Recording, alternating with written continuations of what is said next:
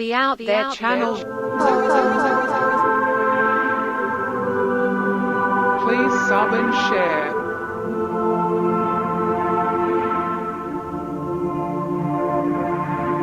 Searching for the truth. UFOs, aliens, greys and ufology. Real images, real stories, real videos, real cases, researched and investigated by professionals in the field and cutting-edge discoveries. Multiple witnesses, abduction accounts brought to you by Team The Out There channel.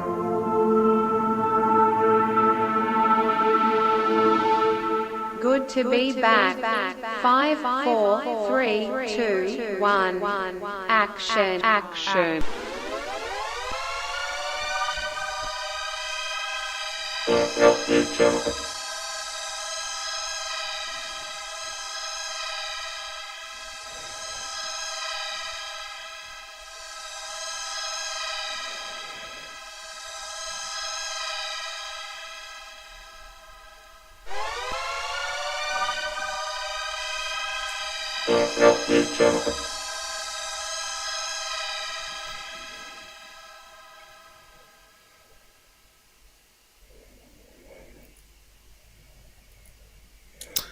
Yo, finally we got it up and running.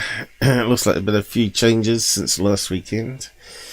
Had to do some updates, but yeah, it looks like all the chat windows working. I'll just do a send out here. Hello all on Pilled Rumble. I got a few going. Twitch, hopefully. I'll go and check them in a minute. YouTube. What's the other one? Odyssey.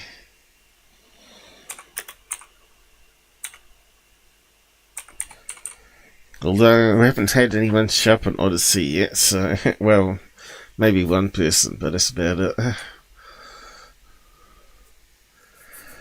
Okay, did that get sent up? Gotta scroll it down. So we should have 5 there, I think. Hello, yeah, 1, 2, 3, 4, 5, yeah. How's it going, Mike?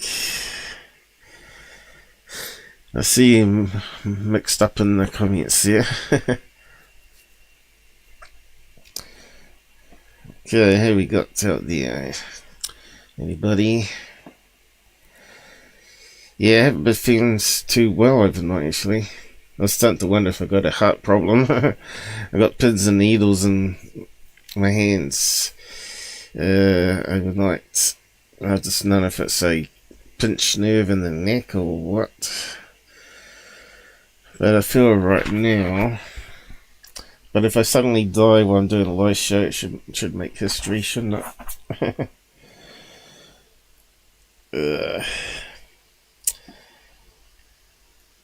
At least Mike will be here to see it happen. No one else cares. Let's just post up what we're doing today. We're just doing paranormal stuff today. Something different.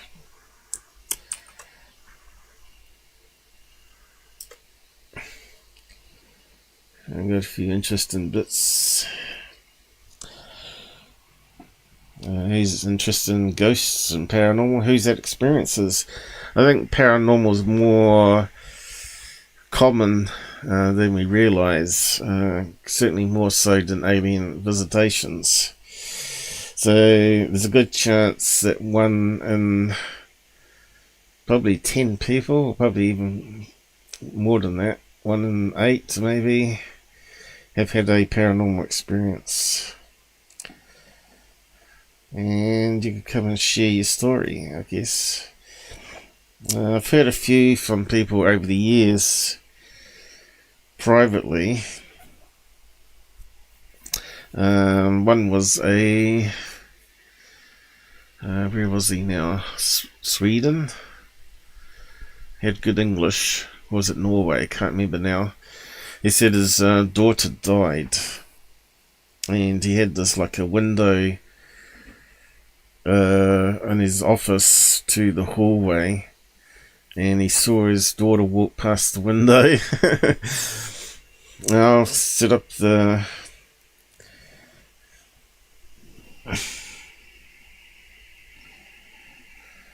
good mate. Hope you are good yourself. Well, we'll find out, I guess. I'm getting to the age bracket where we have heart problems, right?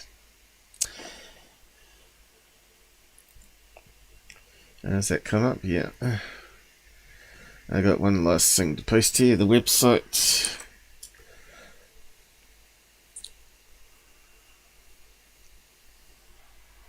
I think it's all working alright.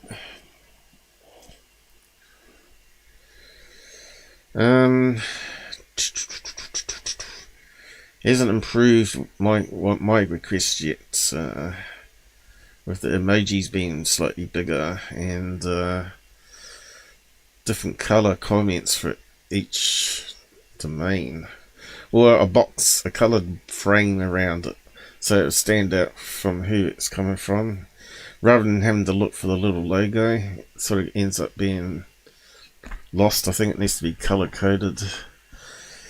And I don't like how it does donations in a crappy green colour. I suppose it's meant to be the colour of money, I guess, or colour of American money. It's got a green colour, I think. But I'd rather have it stand out over the other comments myself. But it can only get better. The guy's writing several programs for various projects. He's got one similar to Jitsi, which I've got to kick up in a minute, actually. So you can come on voice.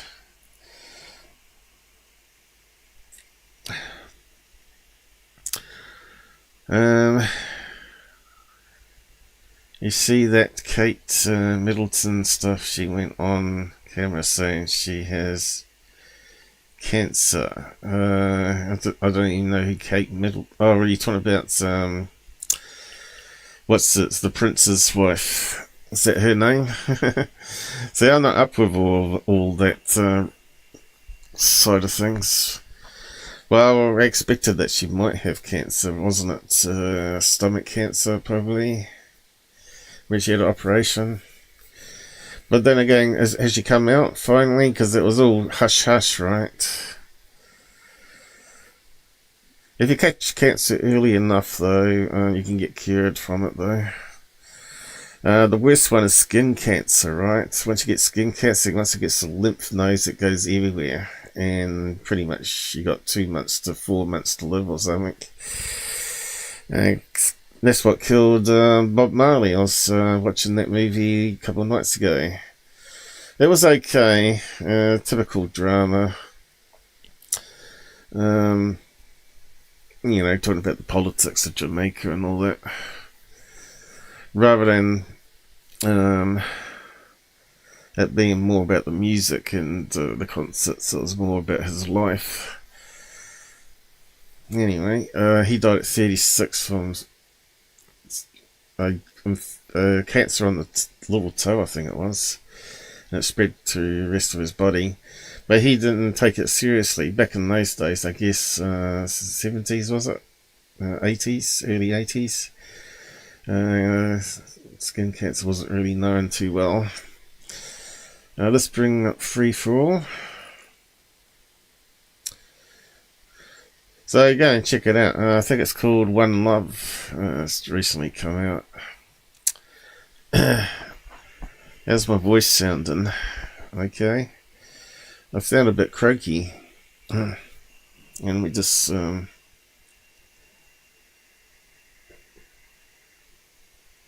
Also, there's the Netflix's 3 Body Problem out. Comparing it to the Chinese version, which is 30 episodes. and a lot of subs. This is a lot easier to read, but they still got Chinese speaking in it, and you have to read subs. I really hate that. I just don't want to read any subs while I'm watching a movie or TV show. It just takes too much energy, because also you have to put it on. I put it on 1x5 speed or whatever, so you go through it quicker as well. You know, because some movies are just so slow that they need a wee bit of a speed up, right?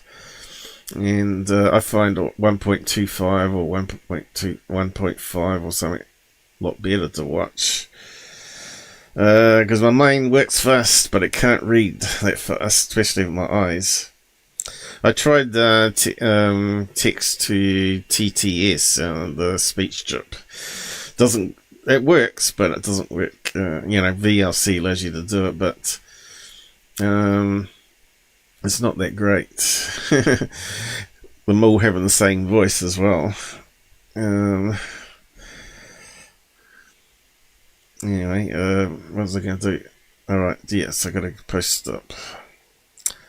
They're free for all, so people can come on and tell their stories, because this is really a show for you guys, more than me, but I have got material that I'll go through, and maybe people will get brave enough to come on and discuss what the material we got on here, or their own experiences. So yeah, all you need is a browser, Chrome, Firefox, or Brave. I think it works on most of them. It's called Jitsi. You used to be able to just create a username and jump into the room.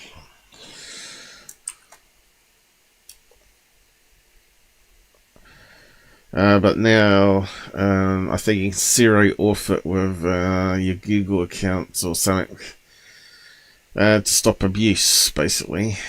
So you less likely to get idiots spamming and trolling you now, which is a good thing, but this is what happens when you make things easier.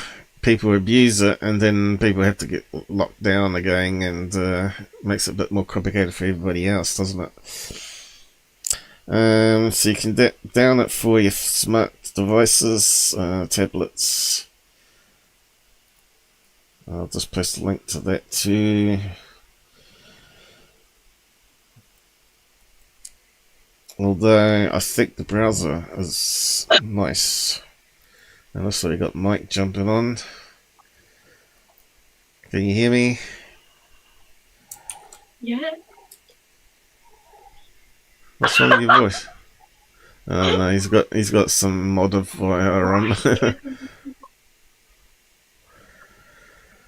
What do you got there? Are you using the same modifier I was? Yeah, it's not working too well, mate. It's echoey for some reason. One tap. How can you one tap? That's the question. Sometimes on the shitty it doesn't do that. I don't know if you can hear me. I've got a new headset. I thought there was you, a funny voice mod. Is that you? You got a TV on or something? Well, who's talking? You got a female talking there. Rob, can you hear me now? No, it's my son in the background playing with his pal. That sounds like a woman. He said you sound like a woman. It does. What did we say? You play it back and listen next. Hey? He deliberately put on a stupid voice there. He's got Hello. Hello. You sound like a boy now.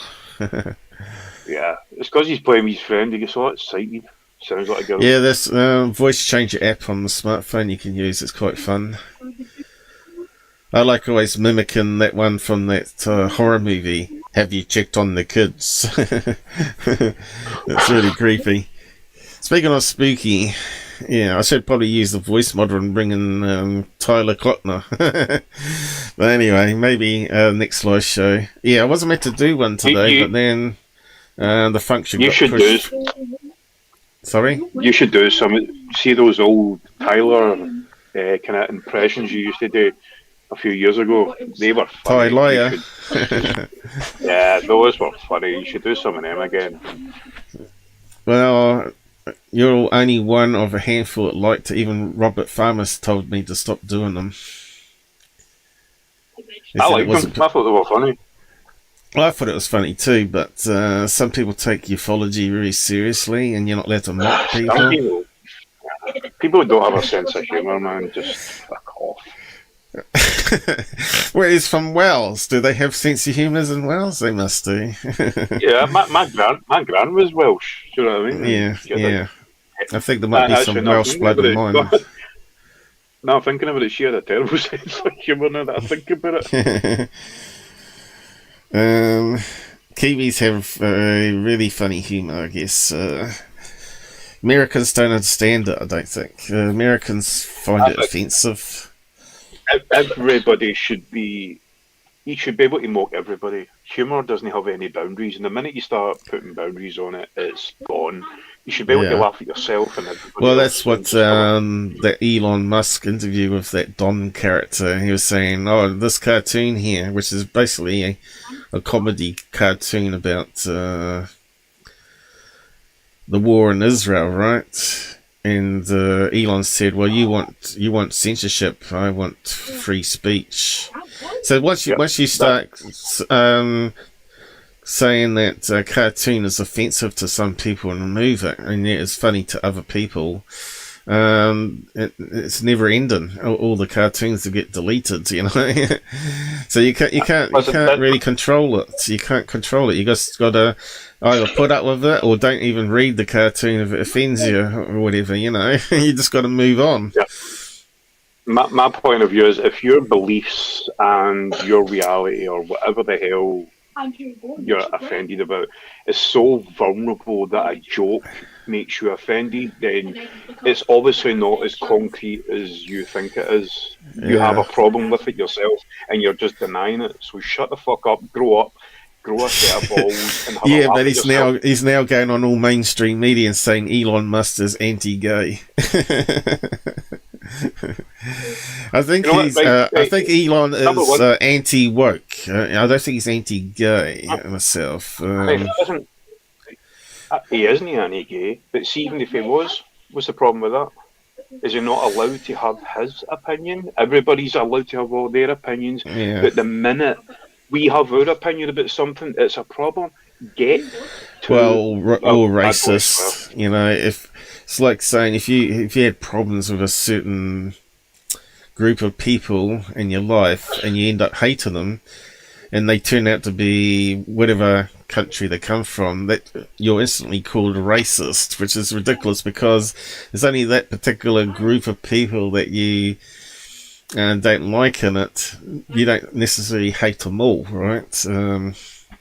It's like saying religion. Like you might say you hate all Catholics, right?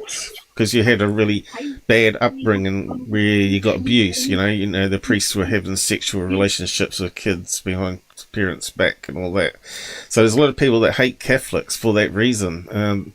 I know quite a few people that got abused by Catholic nuns and all that sort of stuff, and you're not religious anymore.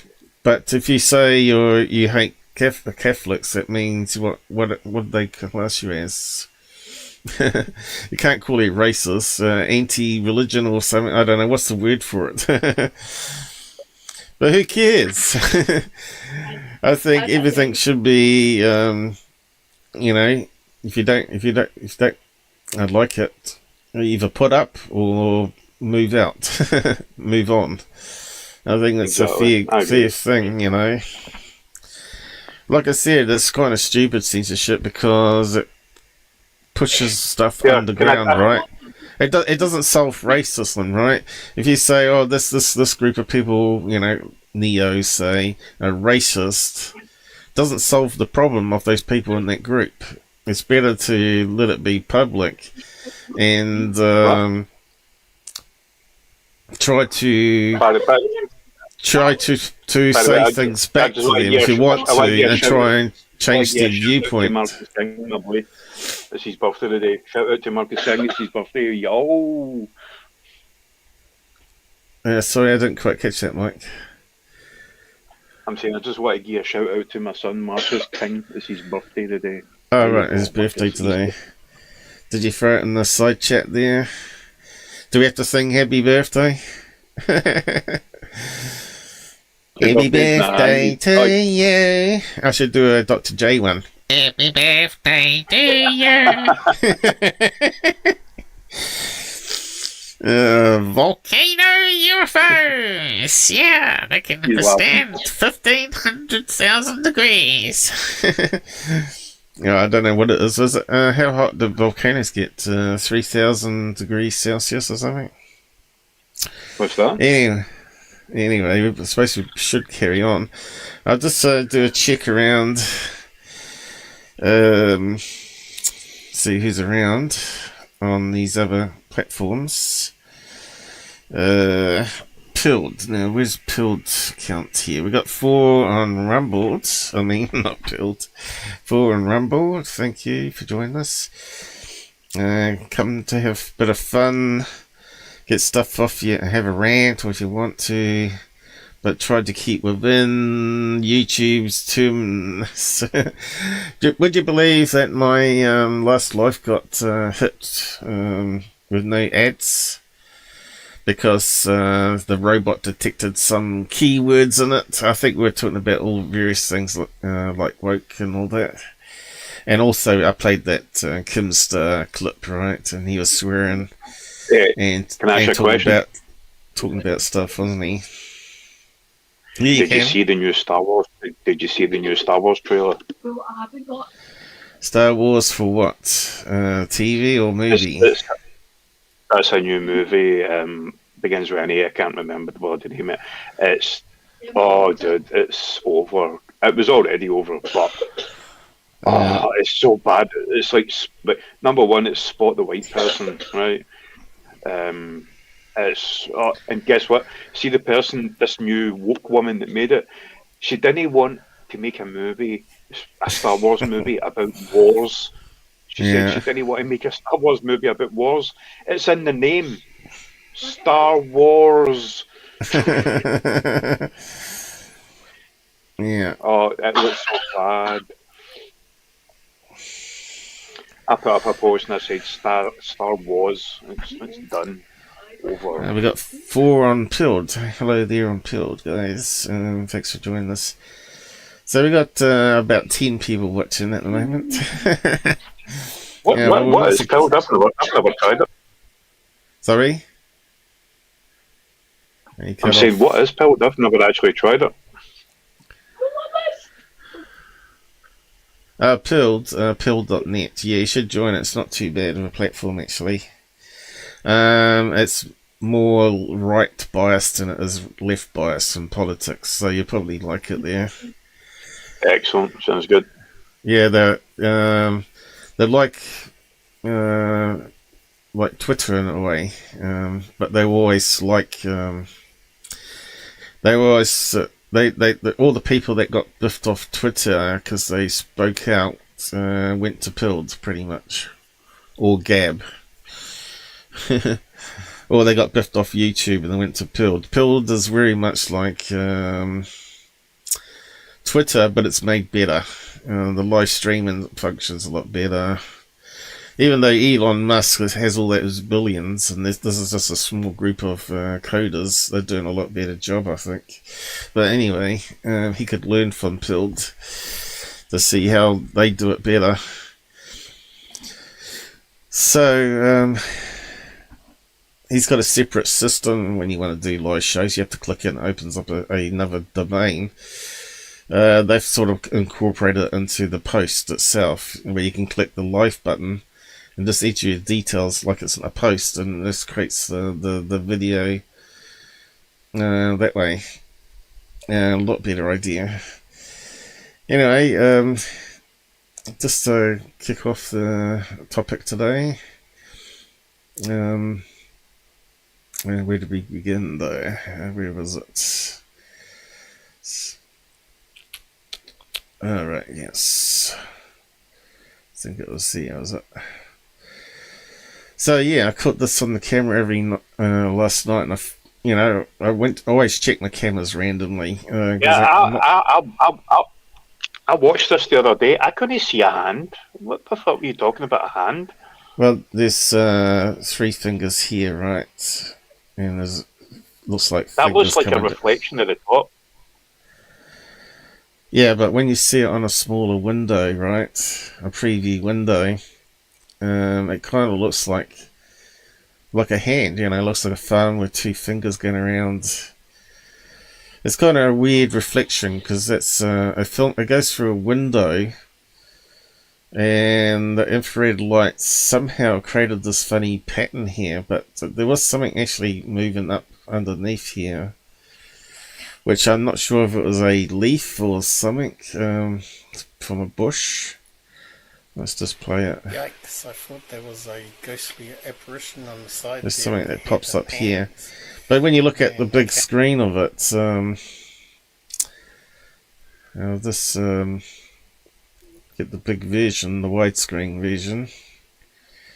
That looks a wee bit better, actually. I do the shorts because YouTube promotes the shorts, but they don't promote my videos here. So if you look at the big screen, when I first saw it, I thought, oh, that looks like something leaning over the camera, and looks like some sort of head, you know. And I thought, oh, is it something outside the window? Then I realised, oh right, I had to redo the camera positions, and it was quite cold that night, and the window obviously misted over, right? But there is something that pops up here. The head and hands, and my camera had locked up, but it let's have a look. To be just a strange reflection on the window tonight. So I think I see something. Thing to end tonight with. Move at the bottom there. At some stage, where was it? Happens very quickly. There was a ghostly apparition on the side there with a head and hands, and my camera had locked up, but it appears to be just a strange reflection. Why don't I see it now? Tonight. So I thought that would be a spooky thing to end tonight with, and see you again soon, guys. Yeah, there was something that moved up from the bottom there. I'm not sure why it's not caught in the widescreen one. Anyway, so yeah, I thought, oh yeah, you can see how pareidolia works though. That if you're suddenly looking at the cameras to see if anything's outside the window, and suddenly you see what looks like fingers coming down to the camera to steal it, right? Because that's what I'm always checking. I'm just checking to see if anyone's interfered with the cameras, because they're outside, right? Some are behind windows and some actually on tripods. So yeah. But we'll just be going over some of the camera problems of why we get ghost images as well here, because I thought I'd include that as well.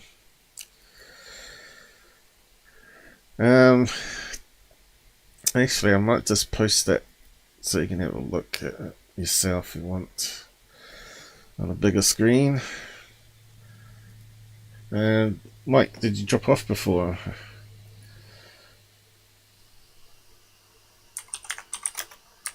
You got quiet again. We have a problem.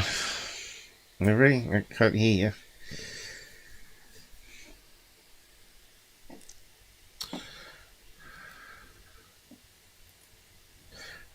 Camera had locked up, but it appears to be just a strange Yeah. So I'll just delete what I wanted.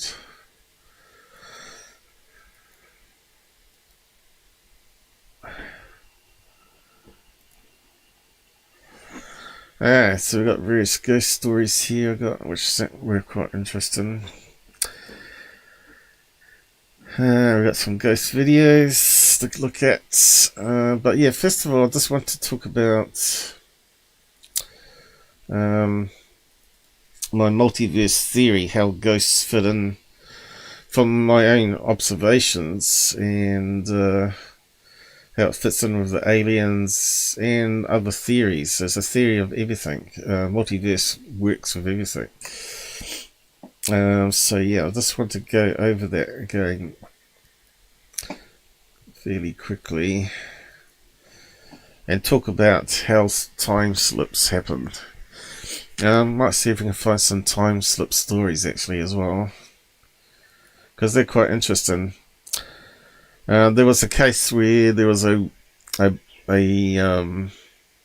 fighter pilot. He was the last one left, coming back from World War II back to the base, and I think there was a big storm or something like that. So he got through the storm and come out to a sunny day over England, heading off towards where the hangar is and the airfield. And he looks down and it doesn't look right. He flies over it. The building looks like it's been hit by a bomb. And the runway looks a bit pitted and worn down, and he does a circle around, decides to land anyway. And so he lands the plane, gets out and walks around and sees there's nobody anywhere. The building has sort of collapsed in on itself. It wasn't a bomb. It's just got old and worn down. And he thought, this is really strange. So he gets back in the plane, decides to fly back up and around circles, looking at different areas. And I think there was like a flash, like a lightning flash. And as he was coming back around, he noticed that the base was back to normal again. There was planes on the runway and people walking around. So yeah, he obviously come back and landed okay, and thought that was very strange. So you hear about these time slip stories. A lot of them come from the UK actually. Another case I heard was a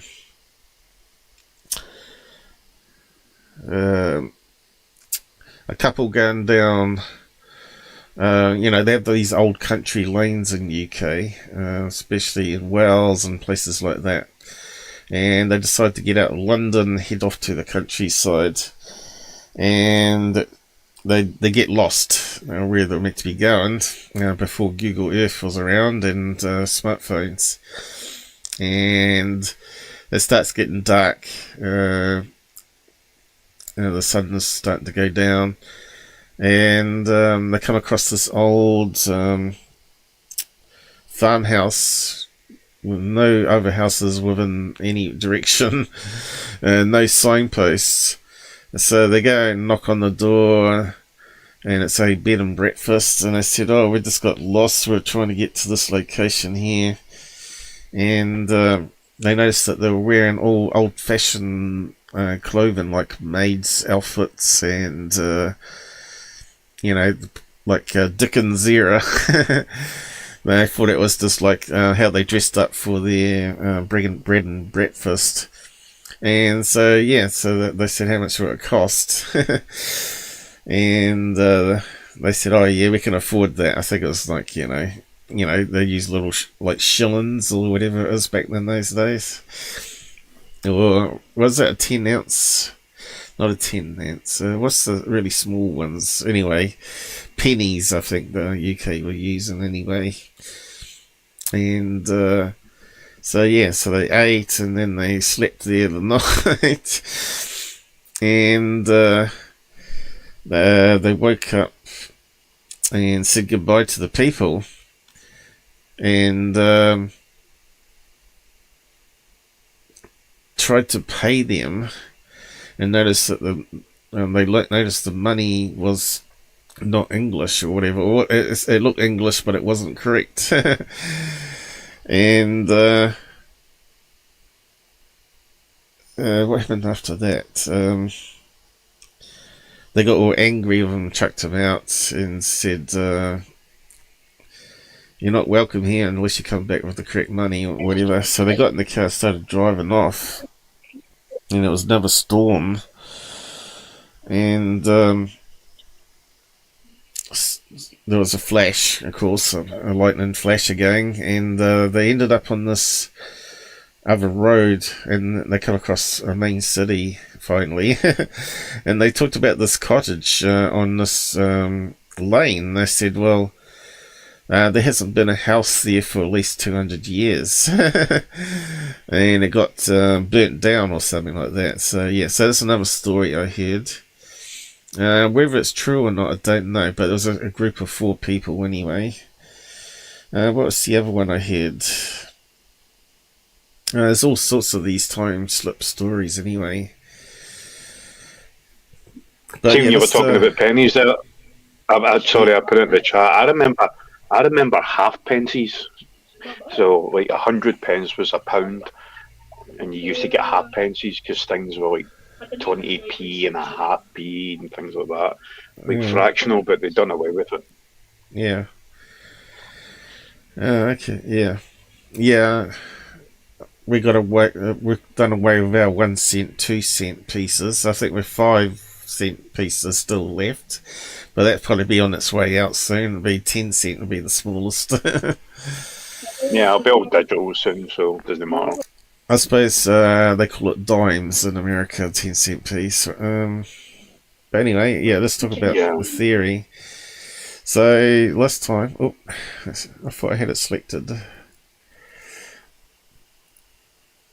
Last time I talked about there's an older universe that we exist in. Like this. It's not going to be another dimension, is it? No, multiverse. And inside that is our universe. But yeah. Now, I said that I think that aliens are caretakers of this old universe. Obviously, they've been around a lot longer than us, and have figured out the multiverse and what the universe is. But there is other universes out there, not just us and theirs, but we also got let's find a good colour though. Green maybe, no. It's hard to find a decent colour. That one's not too bad. So we have all these other universes, and it could go around like this. And those universes could have the same DNA as our universe, but they're at different ages in time. So they didn't all start out at the same time. So they could all be linked like this. Now this comes from a dream after I had my alien visitation. And I thought, hang on, this really makes a lot of sense. That, don't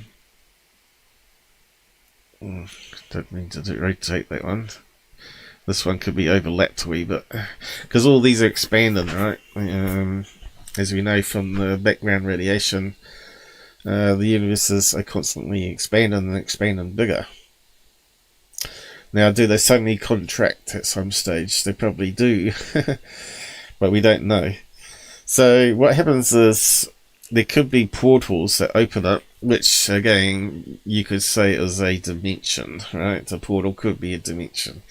It's a energy field that if you could just imagine the energy cell is the universe. And if that energy shield likes to be at equilibrium, and if you can interfere with the energy shield, it creates what you call a dimension or a wormhole, where it will bridge from the outside of the universe to where you are, where the anomaly is happening, where there's unbalancedness. A bit like a lightning striking you on the ground from the sky, right? Just imagine like that. So, what can happen is these doorways exist naturally, right? There could be some imbalance that happens through, maybe even through our planet. So inside these universes, our planet too. So it starts to get a bit more complex now. Talking about time and creatures. But this is what I dreamt and woke up and thought, yeah, this is pretty cool. If it's real. What can we do? So inside these universes are all the same as ours. Got the same DNA, but they're at different ages. So ours could be at the current age. This one down here could be 12 hours before. This one could be 12 hours after. But it doesn't have to be like that. It could be random times. This one... what happened there?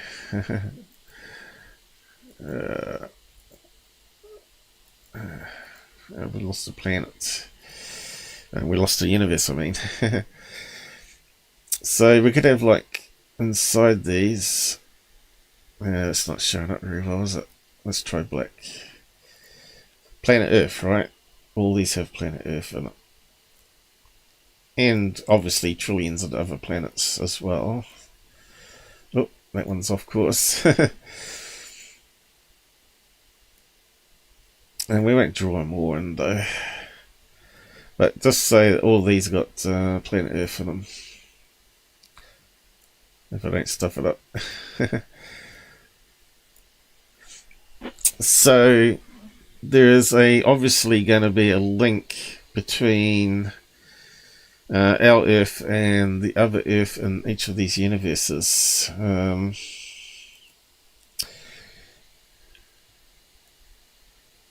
Right, there's what we call portals, or some people call portals anyway, or dimensions.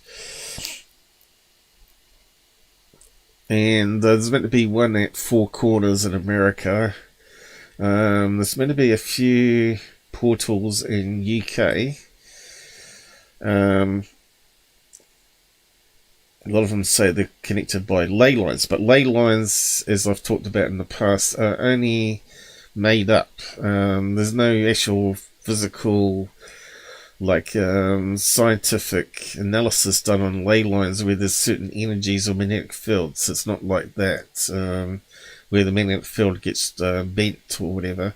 Because then, if that was the case, then we could map it, and there would be a pattern in the ley lines then. But ley lines are generally between historic building sites, like the Great Pyramids.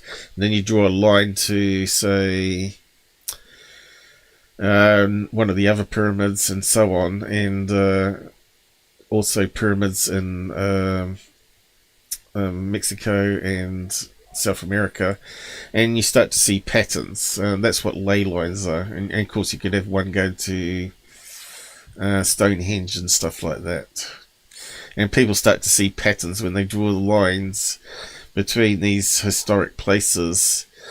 That's why they call it ley lines, right? It's sort of made up. Although, humans are really good at looking at patterns. But I think a lot of these building sites, there are patterns in it, right? Stonehenge is like a calendar, so it's got to have a pattern in it. So you'd expect there to be some mathematics and clever thinking and that sort of stuff for ancient men to have that wisdom of studying the stars and seeing patterns and then replicating it on the ground, so they know when to do harvest and all that. And there's another great sci-fi which has got Scotsman in it called Outlander. I'm not sure if you've seen it. It uses Stonehenges, and you have to carry a precious gem on you, like a ruby or sapphire or something like that, at certain times of the year when it's activated. The Stonehenge is activated through some energy thing that happens, a bit like this probably. Every so often the portals open up and allow things to come across.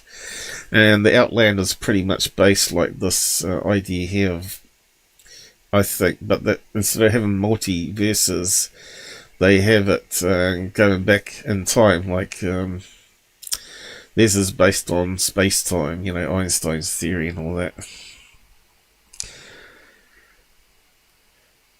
So what happens is, say, the Mandela Effect. I can explain that, right? So here, that means there's a Paul Skinner in this one, and there's a Paul Skinner in this one, Paul Skinner, but they're like our doubles, right? Or triples, or quadruples, right? So there's copies of ourselves in each of these universes. DNA develops in exactly the same way, but it's at a different age. So it could explain the Mandela Effect.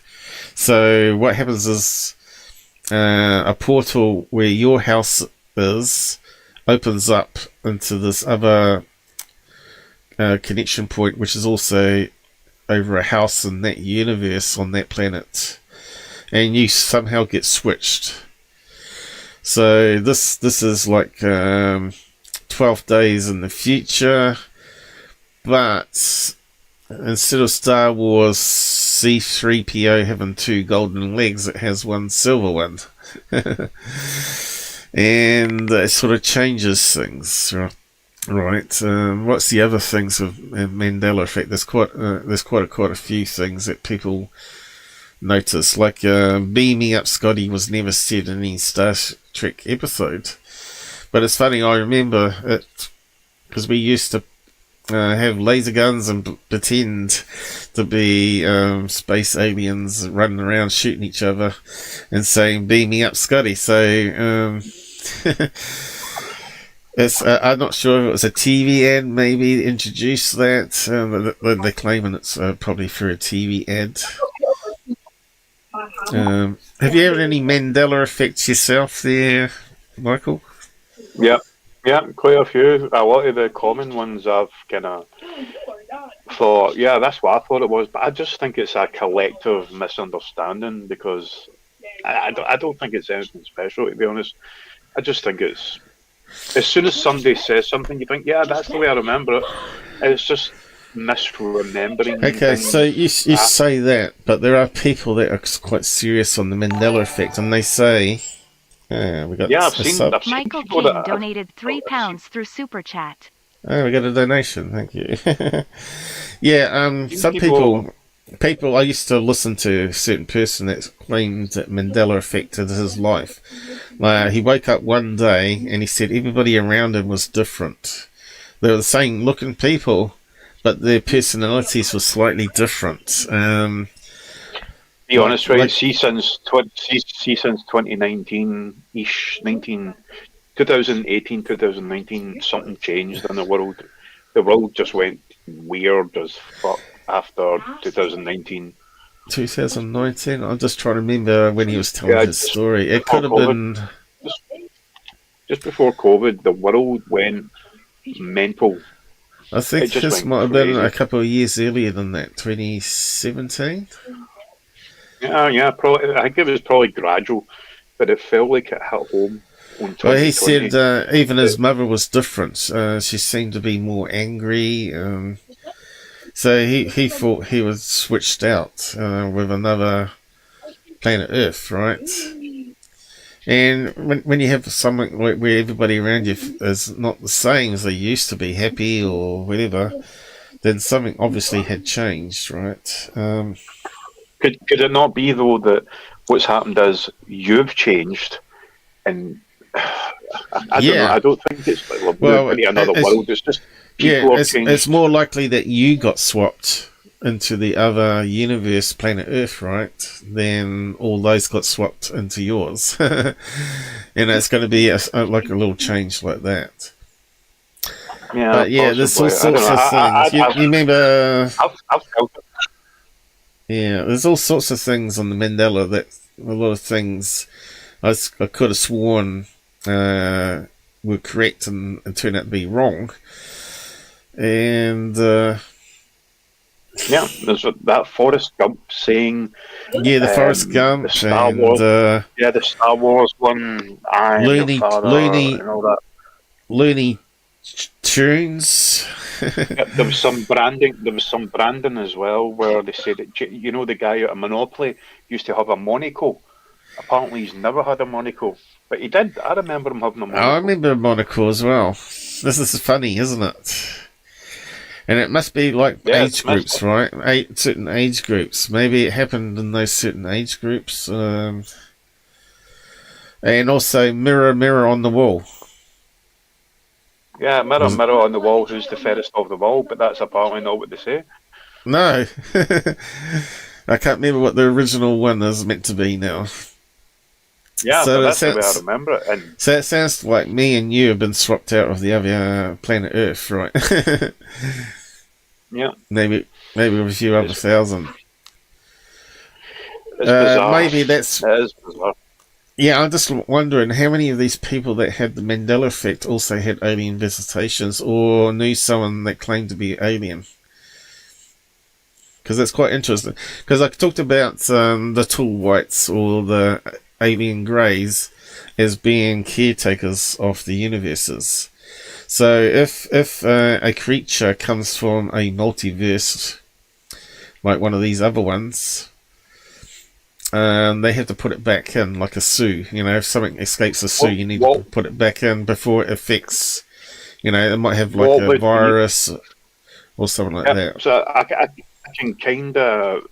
It's a possibility. It's highly unlikely. But what would be the reason for it? Why move you into another universe? What's the reason for it? Why would there be another universe? No, why move certain people into another universe? That's I think it just happens by mistake, right? I think it's just like a natural event that happens where some sort of lightning or energy field happens, like underground earth tremor causes a change in the imbalance of the system, creates a portal, and you sort of get switched. Or why not make it simpler? It's just if you think a certain way. Yeah, I'm not saying if it's true or not. I'm just saying that the multiverse explains it. I'm just saying Mandela Effect could be explained by this model that I woke up after the alien visitation. Yeah, the Mandela is definitely interesting. I definitely every time I look at it, I can't rule it out now. Yeah, I can't rule it out now as bad memory because other people said, yeah, I remember it. I've even tested Dad and I said, what did this say? And he'll say it and I said, no, it's never been said. And he says, what? But anyway, also could explain time travelers, right? So let's say this one up here is actually... let's just write it on the screen here. Which I'll be covering a story about this. Actually, we could... See, the question is, I don't know if there'd be a linkage between that universe and our universe if it's not touching. This is what I'm not too sure on. Could it be even more complex than I realise? If there is other universes, they're obviously always touching, but there must be a barrier of some sort that can be... Yeah, I can't really see it somehow. Connecting through what we call hyperspace or whatever it is, no space between there and there. But it could be possible. You know what they say about... You know what they say about consciousness, not humans in general, but consciousness as in it can help shape and mold reality. So if you think a certain way, then maybe you can shift yourself into some other...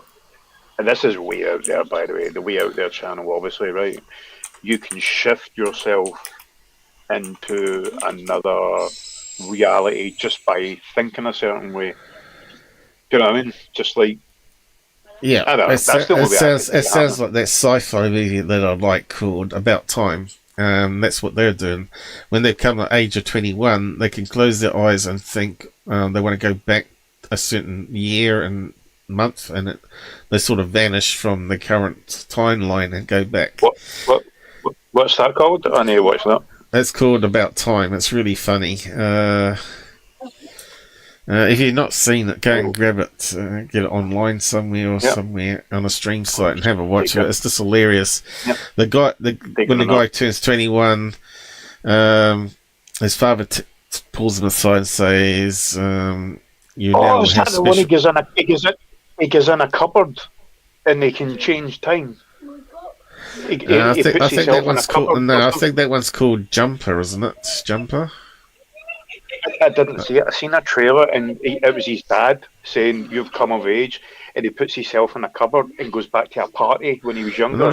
Not sure if it was a cupboard, but anyway, he uses it on dating to try and get this hot chick, his sister's friend, and he keeps mucking it up. You know, he keeps mucking it up in the way that she doesn't like him anymore or whatever.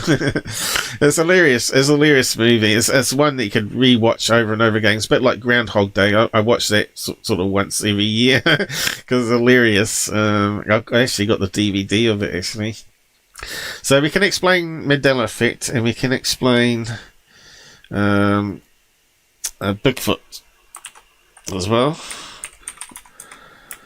Bigfoots. Yeah, so say this universe here and planet here is in the past instead of the future. Actually, I was going to do one in future, one in the past. So I'm going to call this one here 2109. That's the year number that's in, and we're in 2024. And we got this one that's in the past here. Say dinosaur, was it 300 million years ago? Alright, and early man was around. Yeah, and they were called Bigfoots. 70 mile? Well, I'll say 500 to 800 or whatever it is. Whatever. That'll do. So there could be Bigfoot as early man, the first early man that developed in this universe here. So what may have happened is a portal might have opened up naturally and allowed them to move through there into our world, but I don't think so, because if you have a look at the Bigfoot reports, especially that one in the desert, they said it's like a doorway that shows up like a rectangle of bright light, and the Bigfoot step out of it. So that means they got some sort of technology that's able to create the portal between the two universes, or two Earths. Right? And what may have happened is the aliens obviously use some sort of sphere or saucer to create the portal doorways that they travel through. And it may have crashed. It may have crashed on this universe back 5 million years ago. And the Bigfoots might have discovered it and started playing around with it and discovered they could open up a doorway from within this flying saucer itself and walk through it and be in another forest, right? And they could see that it's easier to hunt prey in our world than it is 500 million years ago, when you got big dinosaurs and vicious killers out to get you, and no small game, right? They may not have had small game back 500 million years ago. I think that sort of developed after they got wiped out again, and the species that survived, or DNA triggered a new generation of animals, right? That gradually changes over millions of years, right? So it could be that there's also accounts of Bigfoots flying around in saucers. So it makes sense that they might have reclaimed a flying saucer, just like we hear stories that UFOs crashed on Earth of the alien greys, and we're using it as well. So maybe this Starfleet that everybody keeps making up stories about, maybe there is a real Starfleet, but they're using some reclaimed crashed UFOs, and also like the Bigfoots are able to go back through these portals into these other universes, which are in different time periods. So this one that's in the future may have a lot new weapons and stuff that they can steal and smuggle it back to Earth without the humans in that particular world knowing about it. And the aliens here in this Universe A, Universe A, where the aliens come from, the greys and the tall whites, and they're trying to put a stop to it, right? I reckon I could write a really good sci-fi with my my dreams and my alien visitations, right? Anyone in Hollywood wants to contact me, we could just write up a great script for a really decent sci-fi. And we can do various, this sci-fi could be like a series of them, right? We've got all these different universes that we could explore in a TV series, right? Where we can jump into the future and jump from this one into the next universe. So there is various TV shows but like that. What was that one that was on the 90s? What was it called now? Not Time Slip. Was it Time Slip? No. Where the guy was mucking around with an experiment and he gets flung into the past. But that wasn't multiverses. I don't think there's anyone that's been using multiverses like this. It's always been the Einstein space-time idea of relativity, which I think is wrong. I think Einstein's wrong about being space. But anyway, moving on. And ghosts. Now, what ghosts? Well, if this DNA replicated through these universes exactly the same as ours, and we got double and triple gangers, or whatever you want to call them, double bodies, that could be that what we're seeing is a portal opening up, but it's not fully open, and we actually see the person that's living in this earth here in the future walk through a wall. Or walk down the hallway of your house, and that looks like someone that you knew that died. So they might be alive on this universe, but in our universe they may have died, right? So we call them spirits of the people, and you get the intelligent communications going on with the spirits, right? And you could be just talking to someone through this membrane portal, with someone in that house in the future or even in the past. So you might have another world that's I said like 12 hours behind. That universe might be 12 hours behind. You might have a universe that's 19th century age compared to us, and so on, right? All these different periods like 1600 and so on. So that explains the ghosts actually are real people, but they're from a multiverse, and we're just seeing glimpses of them. And they can partially come into our universe and actually touch us and all that sort of stuff. And they can even get stuck in our universe, I guess.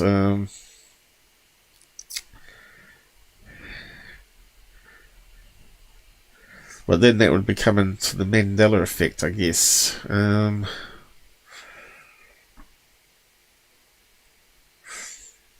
So the aliens obviously want to somehow prevent that happening, and they want to somehow repair the field, to give some balance in, so that portal on that house is closed. But I don't think you can close it permanently. If you ever watch any of these paranormal shows, like the Dead Files, remember the Dead Files? They have these mediums and psychics on it, claim they can actually see these demons and even aliens. They say, even say this property has both demons and aliens that come and visit through the portal, and no one should be living in this particular area on the Earth. Maybe because of the, as I talked in the previous live shows, the makeup of the rocks and crystals under the ground in that particular region there. When you get certain lightning or something like that, it can, you've heard about the Martha lights, is it? And also the Henderson lights in Sweden, is it? My nose is blocking up. I might have to get some nasal spray. Yeah, so that's explained by, they've now explained that maybe by the chemical makeup in those particular valley, and it only happens in a certain valley over there in Sweden. And they reckon there's a certain type of rare metal dust from the valley there that can get charged from natural occurrences in the air, and it creates this ball lightning. What else? And of course, each of these universes also can have other planets with alien life on. So when people say, are aliens from our universe? The answer is probably yes. And also no, because they also come from these other universes as well as our own. Because the DNA could be spread throughout the universe and evolve differently, right? Panspermia, right? So we can explain Mandela Effect, Bigfoot, and we can talk about time slips, because all these, talking about that pilot that was flying around, coming back from a fighter, fighting bombers, could also explain time slips. And we've heard of a famous time slip in the Bermuda Triangle. Remember that one where the guy was saying he was flying a Cessna, and suddenly a portal in the clouds opened up in a storm cloud, and they went through it, and it was like going through a tunnel, which sounds very much like a portal, and they're pretty much near the airfield after that, and landed, and they cut off 2 hours of their flight time. So what happened there is he was flying, and suddenly because everything's moving in space, all these are spinning around at very fast speeds. Everything in a sphere spins around something, right? Like the Earth spins around the sun.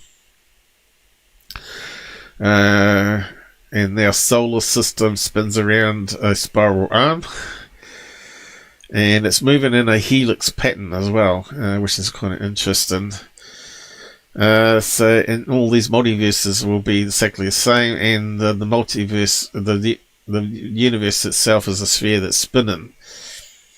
So if you go into a portal for a split second and then pop out into this universe, or if you travel through the portal for a few seconds and then that sort of dissolves and you end up back in your own universe again, you've actually cut off hours of your trip, because in those few minutes the Earth has been spinning, and you've certainly taken advantage of that, so you can hop from one point to the other. So I brought that up in live show 180, was it?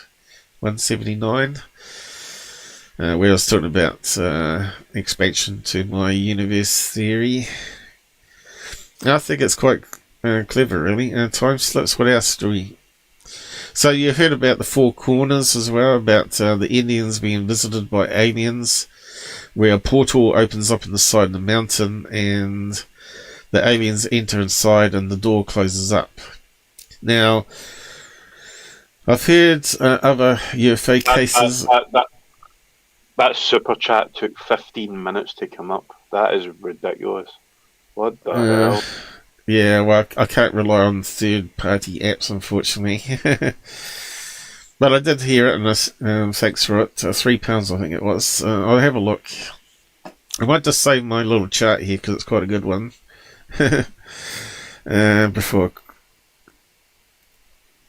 I think that's enough explaining the multiverse concept, but I'll just keep it open just in case I want to add to it. To be honest, I'm finding this really. To be honest, I'm feeling this. I find this really interesting. It's pretty good. So keep it up. People can call me crackpot or whatever. I think my ideas are simple. Really. Do you not think? Sorry to interrupt. No, let's carry on. Do you not think these days, though, crackpots these days have been proven to be, I don't know what you want to call them, truth seers, or predicting the future, or just seeing what was right in front of them, kind of thing? Do you know what I mean? It's like that's another thing that should be on the list.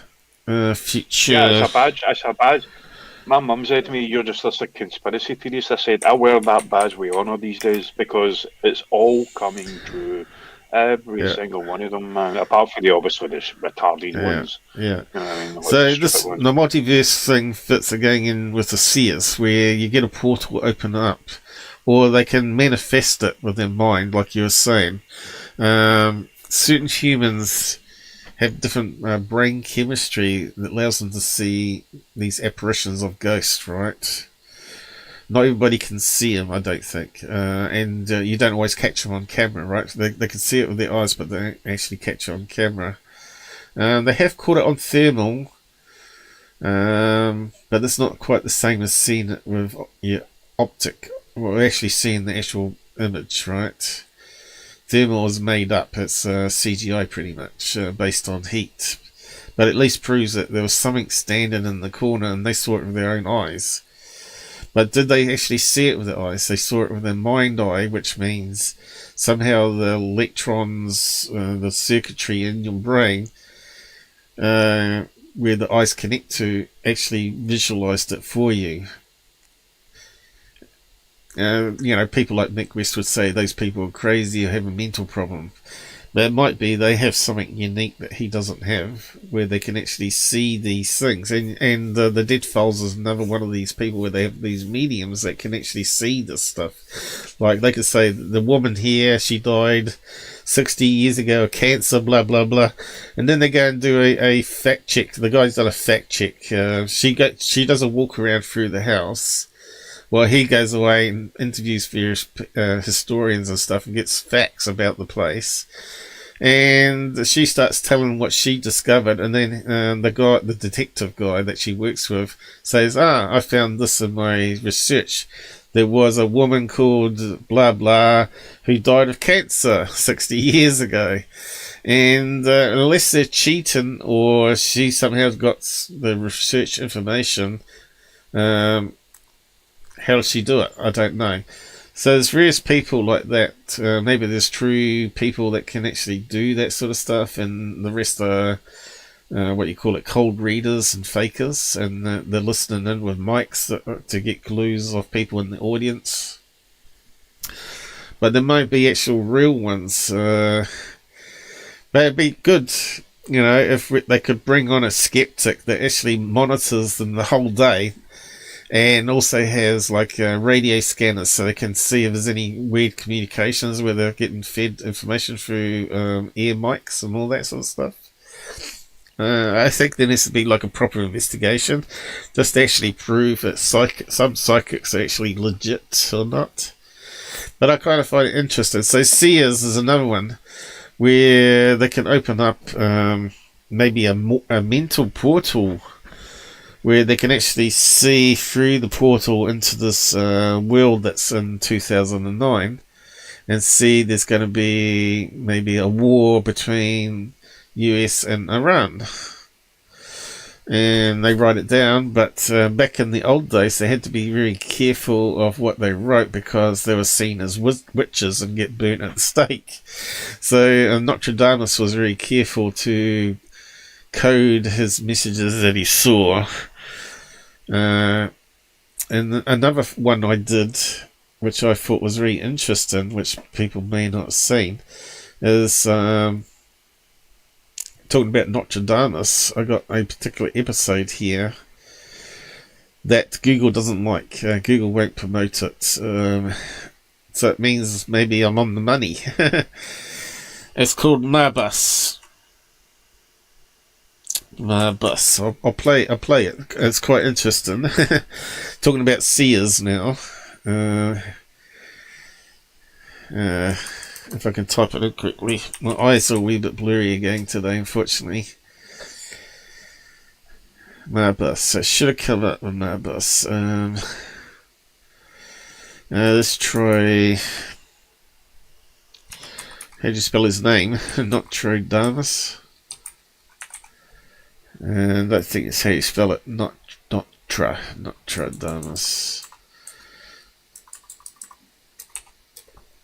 Let's see. Does it come up with that one? No, I must have spelled it wrong. Not try. What else can I use to search it? It's one of my early episodes, actually. Nostradamus. How do you spell his name? Let's see. What did I do wrong? Nostradamus. He's got a nostril. I haven't. I've got 2 blocked nostrils. It's going to be very hard to talk and get a dry mouth at the same time. Okay, let's search on that one. It's a good episode. I have to play it. It's even got some reverse talking in it. And some politics in it. There we go. So I've got this one here. I've talked about this out of this world, where I talk about my Mandela Effect or out of body. I had these dreams that come true, and I still can't explain it today. But they only they happened after the out of body. Somehow I got some sort of connection happening. Why, I don't know. But yeah, I had these dreams, and I don't get them anymore. But I had like 3 or 4 that come true. And it makes you go all crazy inside when it happens. It's like time slows down. But yeah, I talk about it in this episode here. I'll get a copy of it, and you can have a watch of it in your own time. Go and have a listen to it. It was actually when I went to Australia to work. And I've never ever been there in my life in this particular location, and I knew I've seen this building I was in before, because it was overlooking a river, a brown murky river, which was the Brisbane River.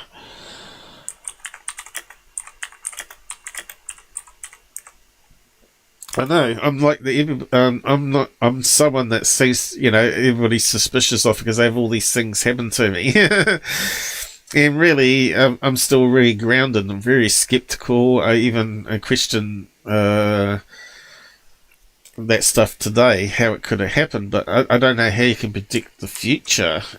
So I can't discount it. When someone talks about, this guy is forecasting the future, there's obviously going to be shills out there that have read science books and stuff, and they're just using their predictions or plagiarism, or they come up with their own ones.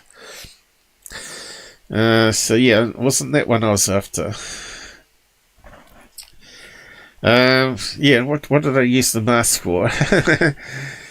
It kind of stands out, I suppose. Mandela Effect, out of this world. I suppose it sort of looks spooky. But I don't think there's many people have watched it. Does it actually tell us the stats there? 43 views, right? In 6 years. But it's one of my early episodes. Anyway, I need to find the Nostradamus one, but where's it disappeared to?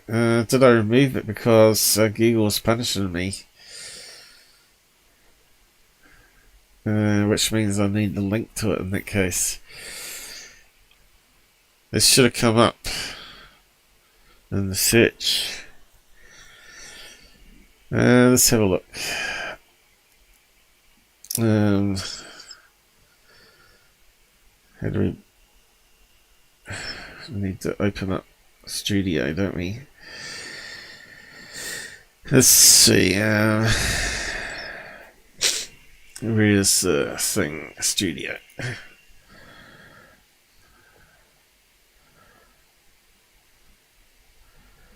And we can go to videos there.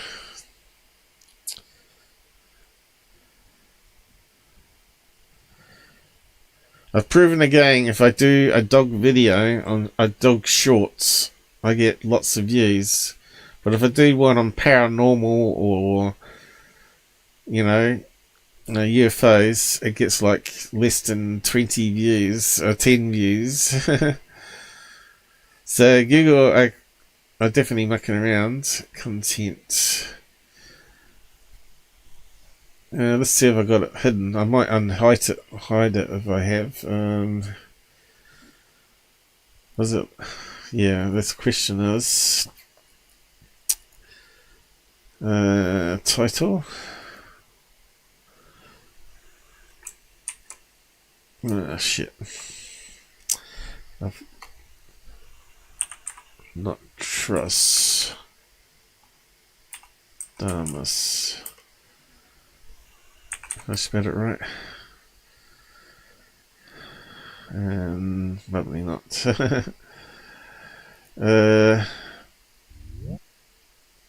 Nostradamus. That's correct, isn't it? Let's try. Because we haven't got a common search tab, we've got to go through all of them instead of just having a search that looks through. Did you drop off again, Mike? You keep dropping off. Yep, sorry. Yeah, sorry, I'm back. Nostradamus, Multiverse. Let's bring that up again. Search on that again. Come on, you got to be there. Unless Google's deleted you.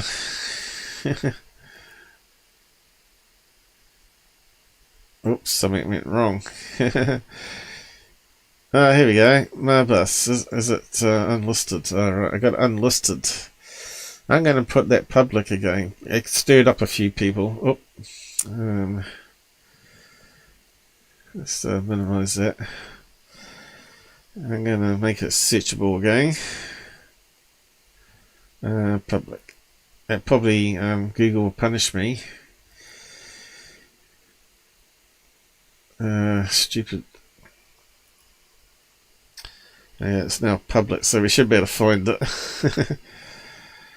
View on YouTube. Here we go. I'll grab it from there. The true story of Antichrist. You can see why Google won't like it. You can see it's a really old episode back in 6 months into when I started my channel. And this is from my own research that I spotted this, and it's quite interesting. And I'll just play it through for you guys. Like I said, there's always lots we can talk about here. Multiverse. Now, Nostradamus talked about Multiverse being the next Antichrist. So let's just go through it here.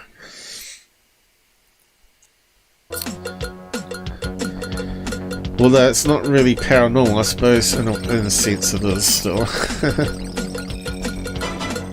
Let me just skim on a bit. In 2017. Now these are the episodes I made up through Vegas Pro, not live shows. This is before live shows existed. Literally, they took me a week of research and probably 1 or 2 days to make a 10-minute episode. And I put it all together. So here we go. And it's this is on a $2 mic as well. Short episode on Antichrist. Have you heard of Multiverse? You may have heard of Nostradamus. He was a Sikh in the old days, a French physician, and I guess a Sikh is like a psychic, and can see visions of the future, and he wrote them down, future prophecy warnings. I'm pretty sure everybody knows what Antichrist is, or Anti-Christ is, depending if you're in America. It's basically the devil, the opposite to Jesus Christ, who is out to do harm and take your soul and imprison it in hell for eternity. Who is Mabus? Mabus will soon die. Then after he, she, or it dies, will come a horrible undoing of people and animals. At once one will see vengeance. 100. So this is how he used to encode his visions, right? It's like a little poetry rhyme where he doesn't use real names. Hands. First, famine, when the comet will pass. As you can see, they try to match a comet to the verse, and that one's come and gone, so it wasn't that one. Basically, his verse there seems to suggest that when Mabus dies or steps down, another will take its place, or just means the Antichrist will show up when Mabus is gone. Not that Mabus was the Antichrist, but perhaps they prepared for the Antichrist to come. Some will say that's a new President Trump, but it could also be that the election was meant to have been rigged for Hillary and she didn't get in, so maybe some of powers will be have managed to stop Antichrist getting in. You can see why Google didn't like this back in 2016, right? But this is another theory and research I did, that because I'm not religious in any sense, and I wasn't as pro-Trump as I am after seeing him in action as I was back then either. But no, he's made mistakes, but no one's perfect, right? And he certainly seems to be the person that's getting bullied a lot and lied about on mainstream media about him talking about bloodbath. But anyway, or black blood oath or whatever. So this is Obama doing the devil's sign. Right? You're shitting me, by the way. That stuff he was talking about the automobile industry, it was clear as fuck when you actually looked at the context, man. I don't want to talk about that because it's like the leftists claiming that we're stupid and Trump was the actually... other stupid ones, they're retarded if they even think that, man. Yeah, I know. I don't really want to bring it up, but yeah, it does piss me off too. When there's this lefty NBC host saying that all Trump people are retarded, that they can't see that Trump was saying that statement to say that if he doesn't get elected there's going to be a bloodbath. Well, it could be if it's rigged again, and people could see there was some unfairness again in the elections. Man, I'm sorry. Nobody should be getting up. They should not be getting away with that bullshit. It's absolute hilarity. Trump clearly said that auto-entity and bloodbath or whatever. If you Google the definition, it's actually related to e-commerce. It's an e-commerce definition of bloodbath is used. Anyway, I'm not going to go into it. But this guy on the legacy media, as we call it, because no one listens to cable news anymore, do they? And take it seriously, what's being said there. They go online and do their own research now, I hope. And don't listen to CNN or Fox News or whatever. You just don't. Just take them all as a pinch of salt and propaganda, right? So all of them got propaganda, but some have got more facts than others. I'd say Fox, especially when they had Tucker on there, was more factual than any of the other news channels. And they've been proven right about the Russia Gate and all that, and Hillary Clinton interference and all that sort of stuff. But anyway, Marbus. Let's get on to Marbus. Now, also, Obama is not squeaky clean. He's been linked with Hillary trying to rig the elections as well. So, this episode was made before all the information came out. Just to put it into perspective, this was 6 months after the Trump had won. And I was reading up on Nostradamus and I noticed this. So let's just keep on watching. So you can twist and turn it how you like and fit what you want to it. It also could mean we have to wait for my bus to die and then a new one will rise. So even if they step down from power, like Obama and whatnot, doesn't mean the next one's Antichrist. We have to wait for them to actually physically die. So here's the amazing bit. If you join Obama name... Yeah, so this made me think maybe Nostradamus saw a poster like this. And he only saw my bus in the title. He only could read my bus. But if you join Obama and Bush together, my bus is actually there. It's quite amazing, really, isn't it? Especially when he was talking about the rise of evil power. This guy, as you know, has been criticised for a lot of bad things to do with the war and no weapons of mass destruction. The whole thing was BS. And also possibly the 9/11 Twin Towers attack. Maybe he was reading a book upside down when he was given the news. But anyway, you can see they've got the same hand signals going on here. So, yeah.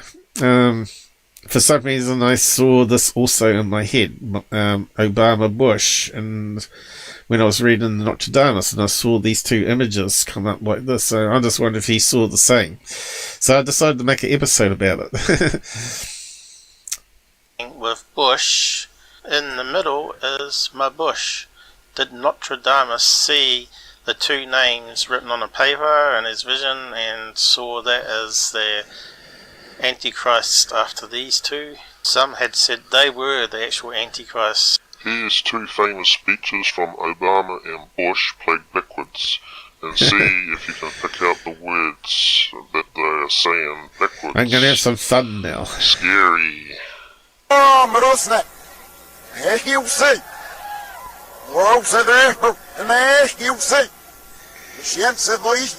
So this is his famous slogan that he ran in the rallies to get him voted in. If you play it backwards, it sounds like "Thank you, Satan" in a funny accent. I'll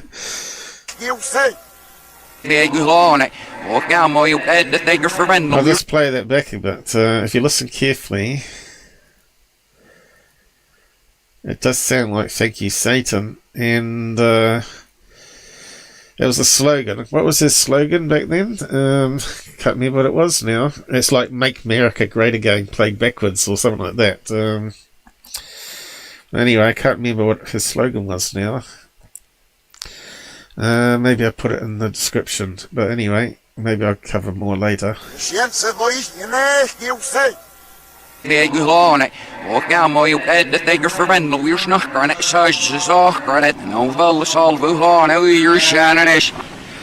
So that sounds really crazy backwards, you know. I just come across it and played it backwards and I thought, wow, it actually sounds like he's trying to say something here in a foreign language. So what I made out on that was, on your head, my friend, noble, blue horn, your shaman Nash. That's his speech backwards. If you listen to it carefully, it's just kind of crazy.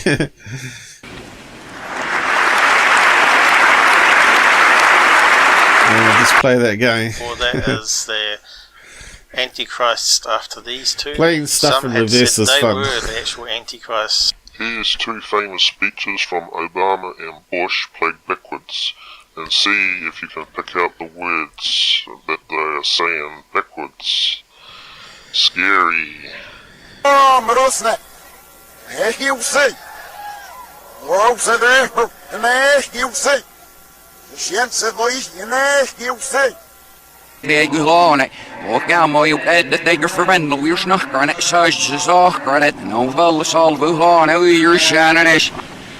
Shaman Bush.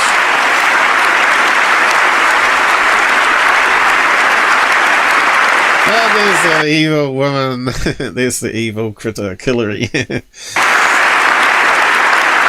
Who's that? I don't know who that is.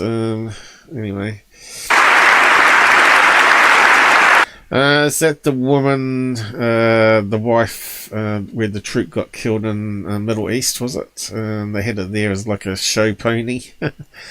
So there you have it. Obama's campaign with Yes We Can played backwards actually sounds like Thank You Satan, oddly enough. And Bush talks about a blue horn shaman, or maybe that's his name for the devil. What did you think on that one?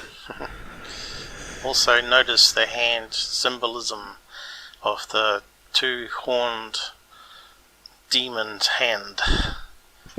Some say that's part of Illuminati, but even the Pope and the President of Iran, it's like a secret hand signal, isn't it? Are they all part of the same club? Are they preparing for the arrival of Antichrist?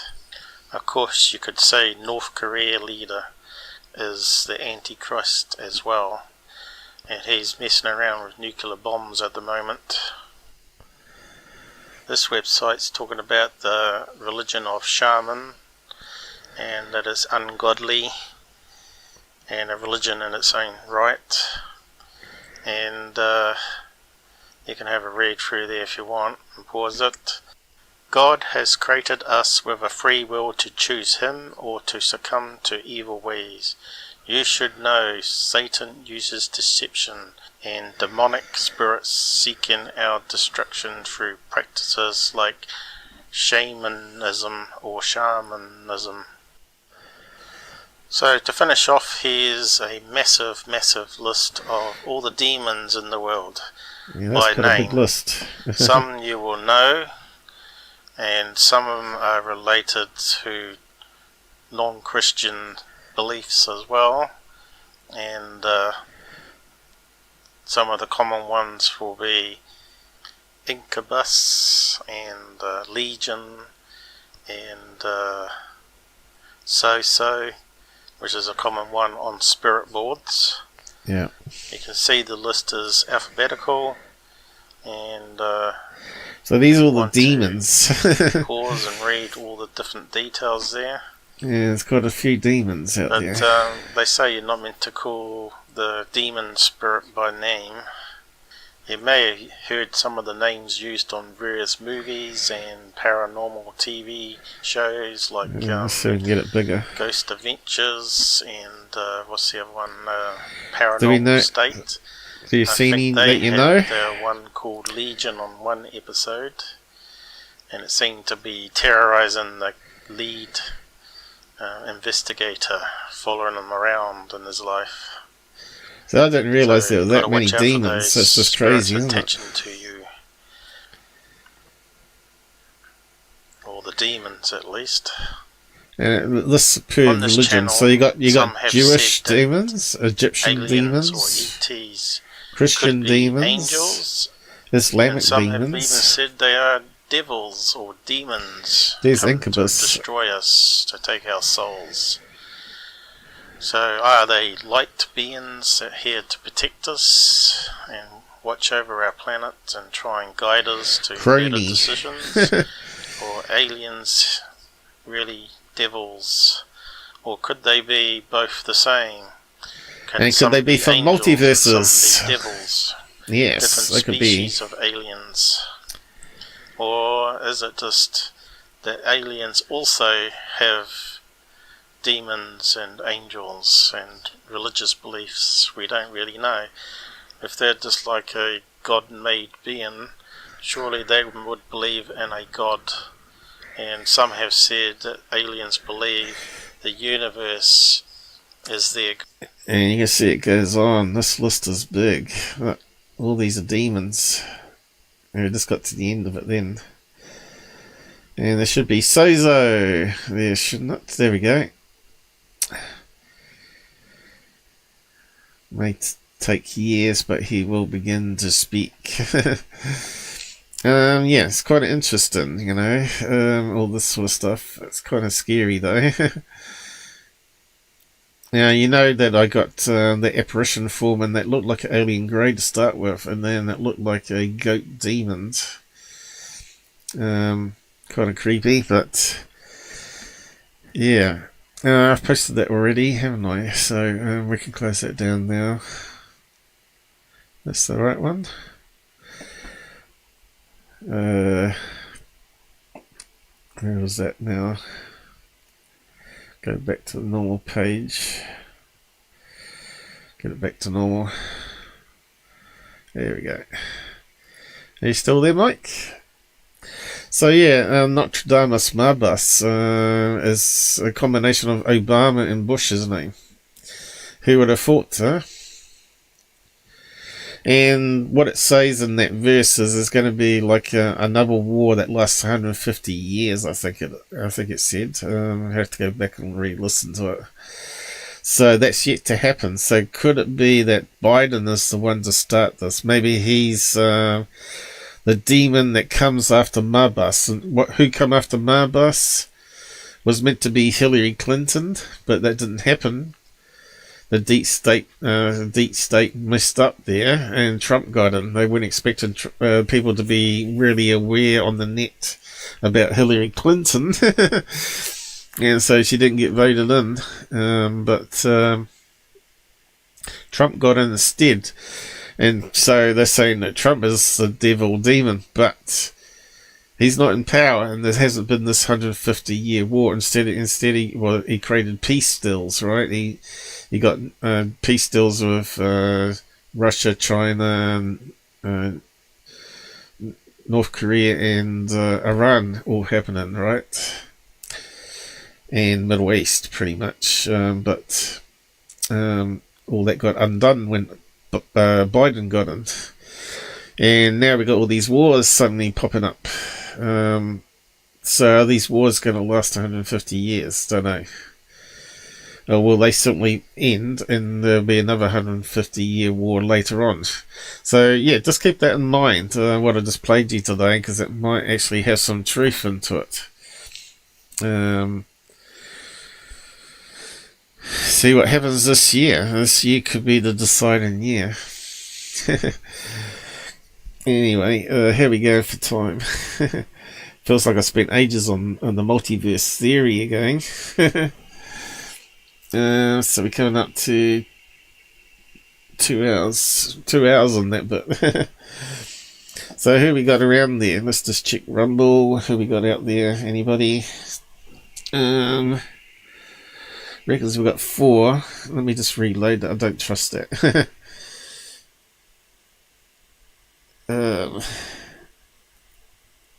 Let's see. That still says 4. I reloaded it. Do say hi in the side chat, and if you're enjoying the show or not, that would be great. Twitch, who we got up there? No one on Twitch. That's kind of sad. I thought there was a lot of activity on Twitch. Yeah, no one's there. Wanted to talk about this. We had first time we went live though, and Odyssey. One currently watching. I guess that might be me. If it's not, can you just say hi on the side? That would really help us out. And we got Pilled. Pilled seems to be like the most active one. We got 16 watching there, and only 2 on YouTube. That's pretty bad, isn't it? And we're doing content today that's going to be flagged by YouTube probably. They don't like this sort of stuff, talking about demons, ghosts, and future predictions. I mean, and wars and politics. But it's all interconnected. I'm telling you. So yeah, let me just reload Pilled. I just want to check that going here. Hopefully, it won't play the audio. Okay, what's it saying there? So we only got one like, guys. What's going on there? Come on, guys. Hit a like on there and get into Michael discussion. King donated £2 through Super Chat. Well, that was quicker, Michael, wasn't it? I wasn't even watching that. Thanks very much, anyway. Yeah, come on the side chat on Pilled, guys, and I'm sure some of you's got some experiences, maybe dreams that come true, like I have. It'd really be good to find other people that's had really similar experiences to I have. I know really people are skeptical of someone that has so many things happen to it, but it hasn't happened all at once, right? It's sort of progressed through the years. First of all, it was the out-of-body experience I had, which back then we didn't have any internet. I had no books on it. I didn't know what actually happened, and I was scared it was going to happen again. And then later in life, I got this negative negative ionizer. It was $100, and it created charged oxygen molecules in the air, right? Ozone, and was also a byproduct. And I had it next to the bed, and I used to get these vivid dreams that come true. And I thought, oh, well, it's got to be related to this device right next to my bed when I'm breathing it in. And a friend came over and touched one of the pins on it, and it blew it up. I said, don't touch the pins. So he goes and touches the pin and blows it up. And it never worked right after that. And it seemed to give off some ions, but not as much as it used to. So I sort of ended up throwing it away in the end. And I tried to get Chinese replacements for it. I think this one was designed by a place called Dick Smith, which was a Australian firm, which doesn't exist anymore. Or it actually got bought out and by a Chinese guy called Kogan. It's now called Kogan/Dick Smith, and it's not the same. It's all Chinese crap again. But yeah, apart from building your own energizer and maybe experimenting with it, see if you get vivid dreams. But you got to be careful now. There's more studies done on ozone, that it's actually really bad for your health. So you really want to create charged air, but you don't want to create ozone. Now, you normally have that sort of fresh air you get when you're around sea, crashing on the shore, or lightning storms and all that sort of stuff. There's this sort of freshness to the air. It can get rid of all the pollen and dust that's floating around in the air, make your house, or if you're smoking in the house, which you shouldn't do anyway, but if you smoke in the house, it can get rid of nicotine and smoke particles in the air, and also sap viruses as well. The charged particles knocks everything out the air, and it goes to the floor pretty much, and the vacuum cleaner can suck it up. But anyway, that's something I experimented with, and the dreams coming true was kind of freaky. I had about 4 of them, I said, that I can remember. And it happened just as I had seen the flash in memory. So it was like you got a 2 to 3 minute glimpse of the future, and those were only. I found out all of them were warnings that something bad was going to happen based around a particular location or that person that I was with.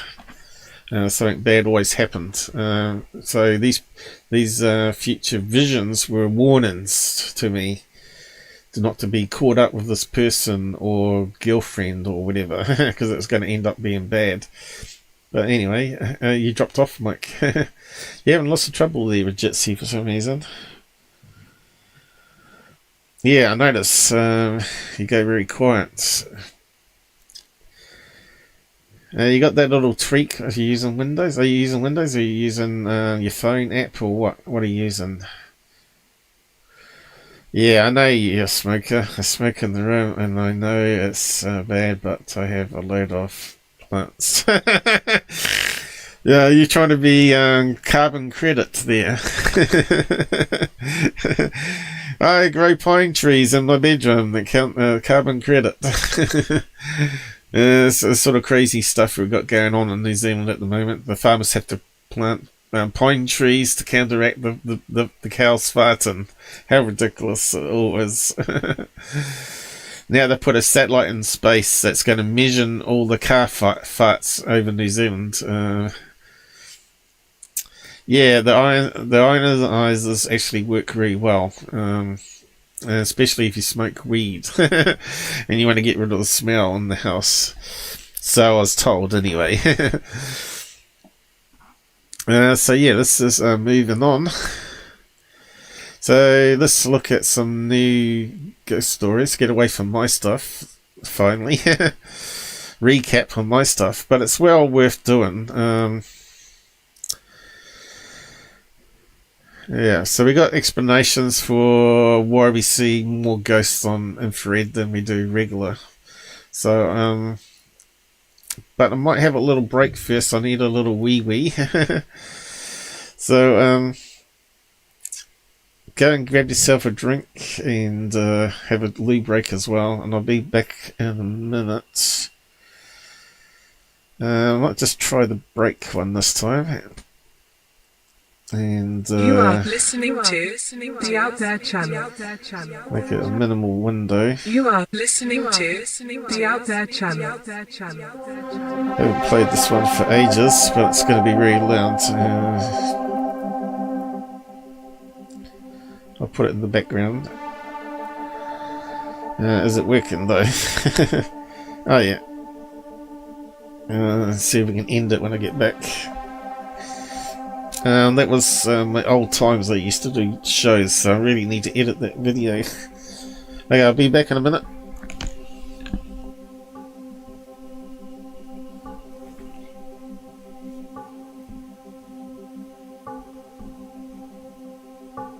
Searching for the truth behind the UFO phenomena.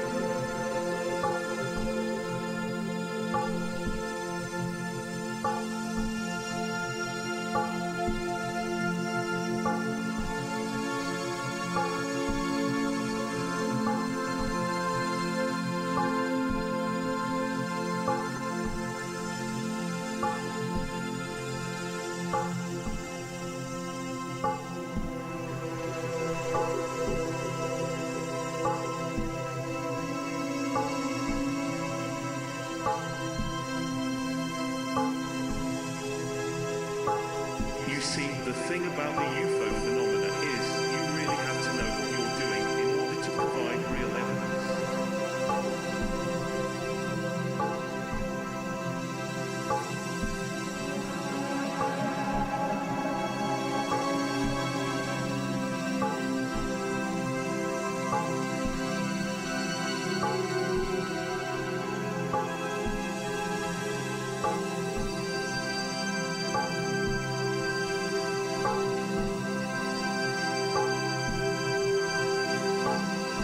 Searching for the truth behind the UFO phenomena.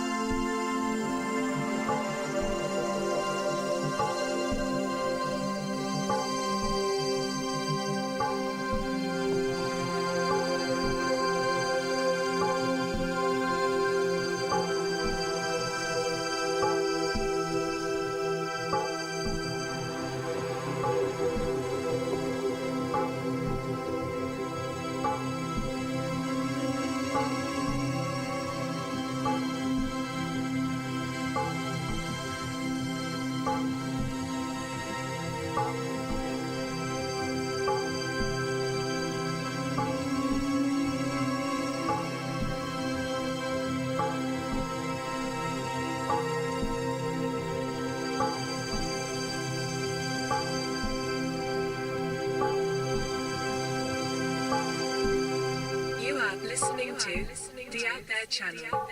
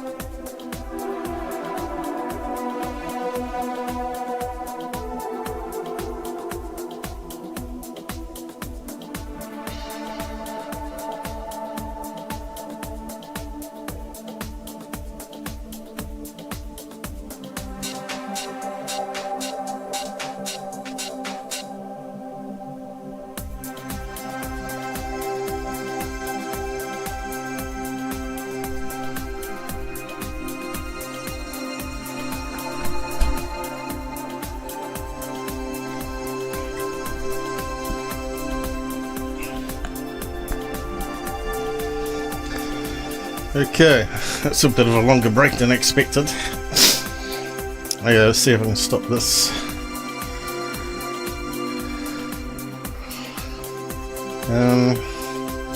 So this is music written by a old fan of the channel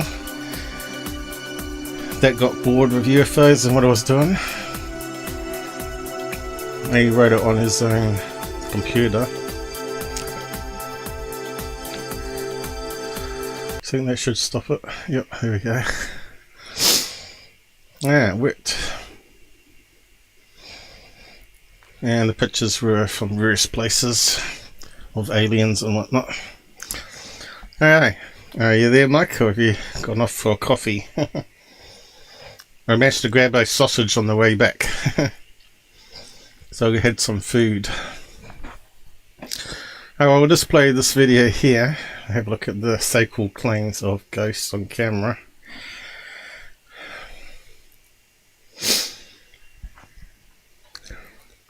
I'll just go full screen. Easier to see it. Listening. I said, alright, need to take my dog out. Okay, so he's popped out. Everybody's popped out and not talking to you. Okay. Let's kick it off. So, what do you think is going to happen in this one? Looks like there's a drawer open there.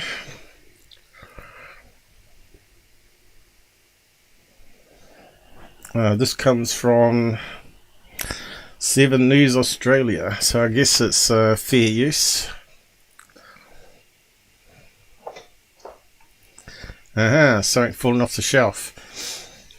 Now, I've had that happen too, but we do get a lot of earth tremors here, and stuff gradually moves closer and closer to the edge and falls off. You don't notice it. But also, you could have little field mouse. We have like little mice that can climb the walls of the house, get into the loft. But also, they can come through the door. You know, if you turn your back, these little things can scurry pretty quickly and walk inside your house before you close the door. A bit like cockroaches. So that could easily be like a little mouse running along, knocking off stuff. So, yeah, it's hard to say if that's paranormal or not. But then this makes it a bit more suspicious now, doesn't it? Either it's real paranormal or it's staged. It's not really sharp image though, is it? Let's just make sure we're on the highest quality here. 720. That's pretty crap, but this looks like it's a lot less quality, like 480p or 360p even. So it's going to be really hard to see any fishing line. Likewise, here's another one with the drawer opening. Let's see. So there's knife and forks being shot out the drawer. Whether there's fishing cable on that or cable, like Kevlar, which is very hard to see because it's very thin. It's a bit hard to tell. Again, it's not a very sharp image, is it? But again, it could be real. This is where you need to know the person themselves. Like, used people get to know me to see whether I'd be lying about this stuff or not, with my videos and whatnot. And I think you probably, if you knew me personally, you'd know I would never ever fake stuff just to try and make money out of it, because I don't make money anyway. But yeah, I'm in it to try and figure out this stuff, how it's working, and this is where my multiverse idea comes into play, right? So this could be like a person in the future or the past or whatever that's sort of partially in their realm and our realm. I call it realm, or we call it universes, and they're sort of trying to grab a fork, and it's actually affecting our fork in our drawer and shooting it out. So yeah, we could explain it with the multiverse quite easily.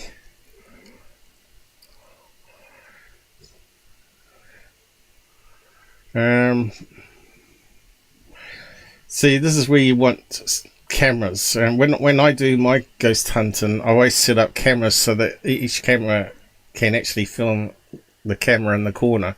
So I would stick a camera there and a camera over there, and you play the two cameras simultaneously, and you'd have a camera over here because of the door, so you'd have 4 views in that room. Just cover it, just to prove it's ghost activity and not being rigged, because you'd see someone pulling a cable over this way for sure. I'll just go full screen. Why is it not working? Oh, here we go. Now, don't know about you, but because we have earthquakes here, we also do sink a little bit in the house, and what used to be parallel floors is actually in certain places got a slight slope on it. And if you get an unbalanced chair, it could indeed do this. It could actually rotate because the back of the chair is heavier, and it could rotate. This might be the same with this floor here. It might be just uneven, and after a certain period of time, the friction on the bearings gives up and the chair rotates, and it looks like someone's sitting in it. Well, it could be faked with, again, fishing wire, where they pull in it. And again, this is why you need more than one camera, just to prove a point. You know, if you pick this up, then you'd set up more cameras to document it again, because no doubt it's going to happen again at some point. But you'd have to check a lot of video footage every day, and I don't do that with mine either. So I might be missing a lot of good stuff, because I ain't got time to sift through 16 cameras of endless recordings every day.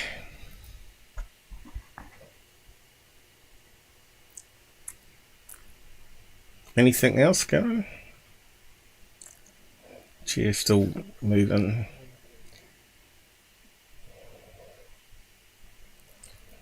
Now this one here is quite interesting.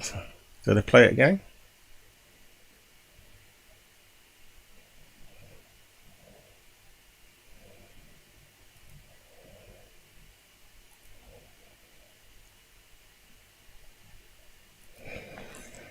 Now, what is it? Now, we get this a lot on infrared cameras. It can happen with people walking very quickly, and your body heat sort of calibrates in with the background heat, and it creates this ghosty image if you're moving quickly through the frame. Also, it could be simply a piece of dust floating in the air, which generally turns out to be circular shape, so I don't think that's dust, but more likely thinking that's a bug crawling on the lens. This is very common. What kind of bug? I don't know. Probably have to look at that one again.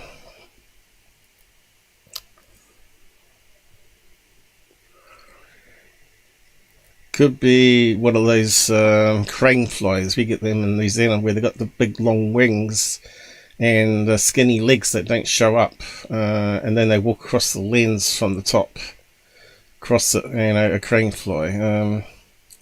Kind of looks like it has that shape going on.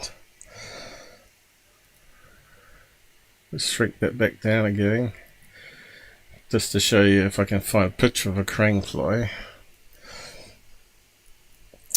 So we always got to be skeptical of other people's videos and even their own, because we can get fooled by these things. Mist, fog, fly, and bugs, of course. And they look like this with the long wings. Some have more rounded short ones, some have skinny ones. There's various species. And they are all around the world, aren't they, I think. And a deadly longlegs is actually a type of crane fly, believe it or not. And they're completely harmless, and they're quite good for the environment around your house, not to kill the deadly longleg spiders, because they eat black mold, bird poop, the other insects. They're like rats, insect wrecks of the house. Again, we got that bug here, where it hides the tab. So let's go back to the video. Which one was it? That one. Make it big again.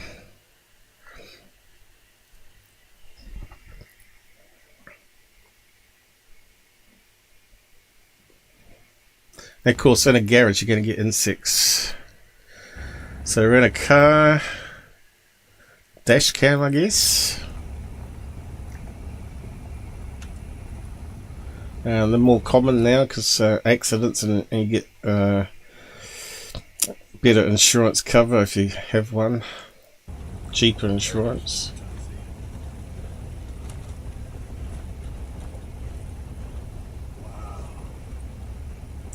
Okay, looks like they're filming a house. Is it abandoned? So that's the problem with abandoned houses too. We know squatters get in there. And we can see, looks like a cable. So is this one a rigged one? You can see like a spider web or cable coming down. Bit suspicious there. Oh, it could be a crack in the window. Okay. Yeah, it's a crack in the window, but looks like there's something here. Has it got the window round down there? Looks clearer there than it does here. I don't know. So what's going to happen?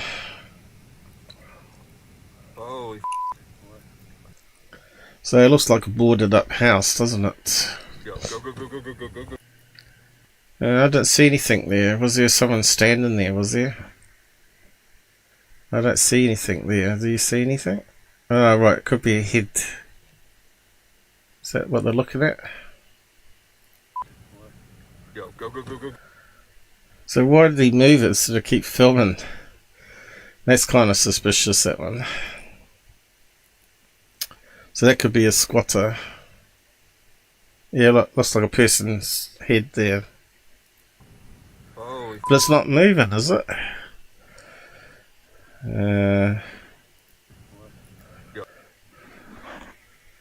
Is it moving? Looks like it turned sideways and it had a ponytail, so it looked like a female there. But there again, it could be a squatter, couldn't it? Yeah, next one. You know, again, it could be earth trimmers, but probably because America and UK don't have them. Makes it a bit harder to debunk it, but they do have them. So only now they started noticing them in Florida and other places. California certainly gets them. I know there has been some earthquakes in the UK, but it could be from underground caverns or water, or leftover coal mines and stuff like that.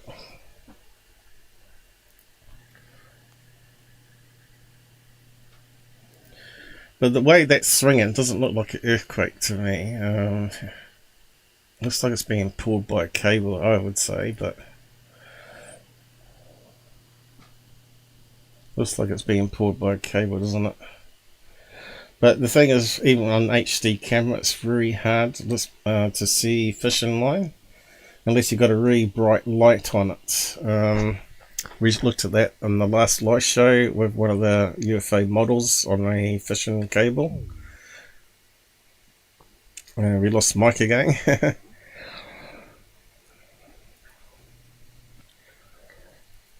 Okay, this is what we get on infrared cameras.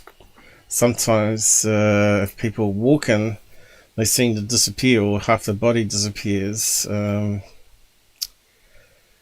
we'll look at why that happens. So do a compression and motion blur and all that sort of stuff for the limitation of the sensors and the calibration of the infrared, because this is using these type of cameras use active infrared, where it has a lot of LEDs around the outside that transmit infrared at certain nanometers per second, and it bounces back off the object and sends it back to the camera. But if this person is walking along very fast and it's trying to calibrate with the background and the foreground, it can actually disappear. It's got auto settings, and we're seeing that with the jellyfish UFO too, remember? And we can see various bugs close to the camera here reflecting. This is where, okay, so now it's disappeared, where the calibration is not, well, the beams of the camera are not actually the end here, obviously the end about here. So once it gets past where the emitters are, you don't get the signal bouncing back to the camera, so it looks like they disappeared like a ghost, right? Are you there, Mike? I don't think he's there. Okay, so it looks like he's got a DVR set up. Look, I have at this house that records all the cameras, and you can play it back. Looks like the person is still there, but it's very hard to see now. So now it's just picking up other infrared heat bouncing off the person to the camera, rather than getting a boost from the LEDs around the outside here. So I don't think that's paranormal. Now we're getting a bit more decent video. There's something moving here. I just saw it, so let's just go back. There's something moving here, look. Might have to pause that one. Go backwards. We've got a, like, what we call a ghost image. Could be a person standing there that's moved very quickly. Looks like a head. And white clothing. Again, it could be paranormal. But is it actually a person?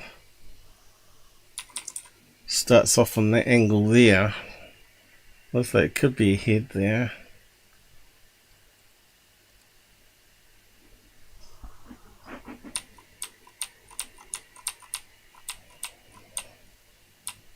And of course this looks like it's on normal optical light sensor here, right?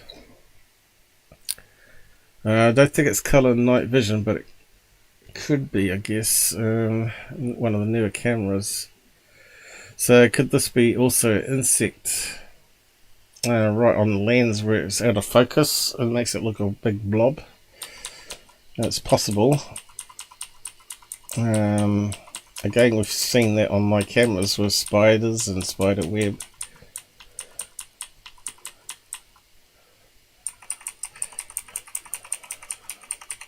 So yeah, that one could still be insect. This is again why you need multiple cameras. So if you catch it on 2 cameras, then you can eliminate it being a bug on the lens, because it can't be on 2 lenses at the same time. If that makes sense. So yeah, if you think there's paranormal activity, you always got to use 2 cameras. 3 cameras is better. But you got to be careful. Don't set them to aimed at each other. The infrared from one camera will blind the other camera. So you might have to disable the infrared LEDs on one of the cameras, because one in the room will be enough to illuminate the room. Or you could disable all of them and use what we call a IR illuminator, a separate device. So yeah, you just have to play around with that.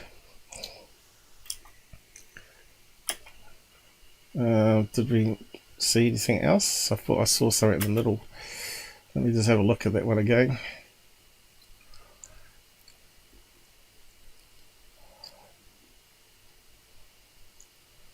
Thought I saw something over here.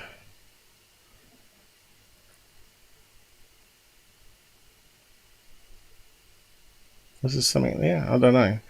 Looked like a flicker of light.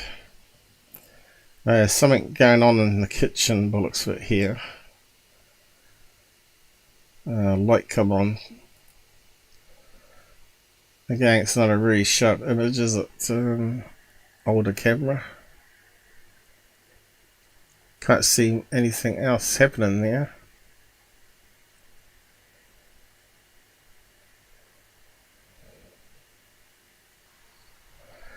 I didn't see much apart from the light change. Let's go back again.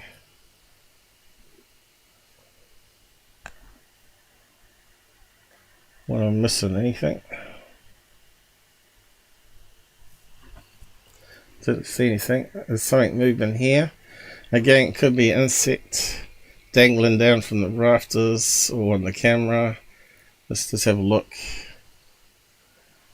It could be someone moving really quickly and we're getting the ghosting effect again because the LEDs are not illuminating it. That looks like a normal person to me, but half the body going through a doorway there on it. Again, you have to know the person and if anyone was home that time.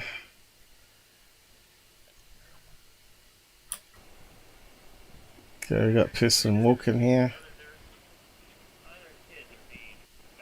And he disappears. Again, you can see that the illuminator light is being blocked off by the post in front of the house here. So there's going to be less light coming back and being collected by the sensor, right? So again, that depends how you position your cameras. You want to make sure there's no things in front of the camera that can reflect back like this. It's a bit hard sometimes if you've got a dad that puts various junk all around that reflects us back after you set up the camera, but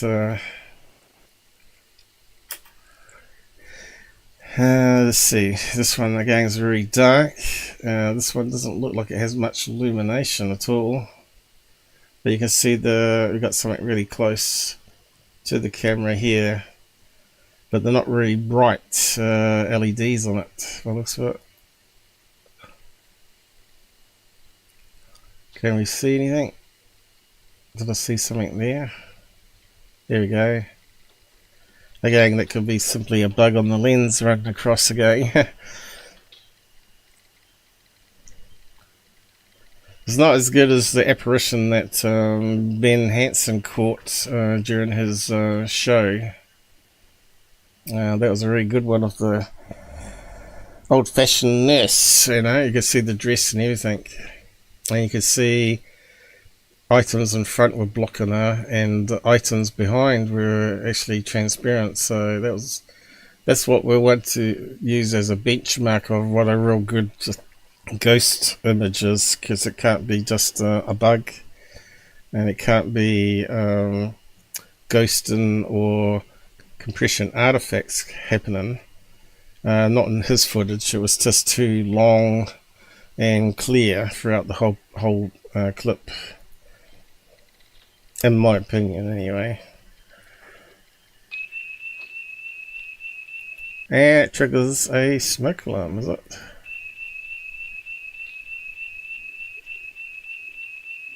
Or security alarm. Now that's the sort of thing that happened in my house, where I got this misty thing show up on the camera, but I don't think it was a bug because it turned on the infrared sensor lights as it moved down the hall. And we got one camera that sees the lights turn on, one camera's non-infrared and we saw the normal lights turn on, and the other ones are in infrared and they don't really they were playing up as well, which is kind of strange when the apparitions showed up. And we know that the paranormal can somehow interfere with their camera technology. In my case, it did. And it got a lot of noise on it. But that camera now in the hallway has developed a flickering LED on it. So yeah, they're over a year old and already got faults on it. So I'll probably have to replace that with a better one, if there's such a thing, at some stage as well. So, looks like we got some ghost hunters. Mr. Mureki. Que isso, mano? Cuidado, Judá. Cuidado, mano. Que é isso, mano? And they got a springy door. Caralho, mano. Que é isso, bicho? What are they, cops? Caralho, mano. Mano, que é isso, bicho? That's one crazy door. Caralho, mano. Bora, mano. Has it got a spring on it? Vai, mano. Vai, mano. Vai, mano. Vai, mano. That looks like a ghost apparition there. Vai, mano. It actually did look like a ghost, but it was his ear hole, wasn't it?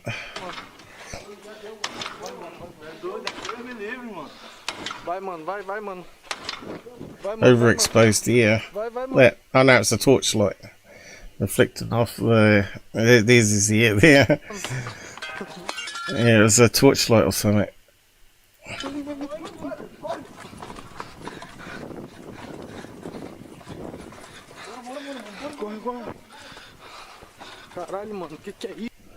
Yeah, I'm not too sure what we're meant to be seeing as paranormal on this one. I think the door flapping back and forth was strange though. Let's go back and have a watch.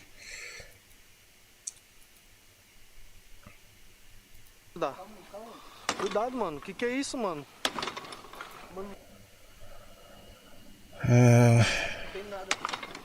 Caralho. Mano, que é isso, bicho? Can't see any spring on it. Caralho. But I can hear wind on the microphone. Mano, que é isso? So can't really be convinced that's paranormal. Caralho, mano. Bora, mano. So what they should do is put a brick on it and see if it stops it. And if it still starts moving, then that's very strange. Vai, mano. Vai, mano. Vai, mano. Vai, mano. Bye, mum. Bye, mum. Sounds... Looks like they got something thrown at them. I don't know. Caralho, mano, que é isso, bicho? And the next one. So yes, so far I'm not really impressed with any of these ghost ones. They can easily be explained.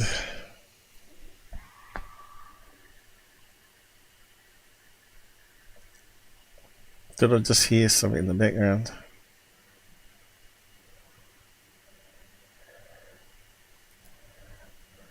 Was it a sound? That one?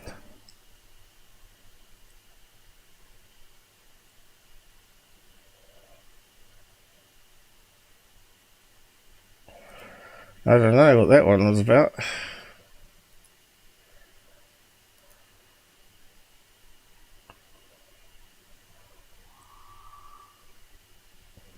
I can hear someone breathing. But then again, that could be someone standing next to the camera.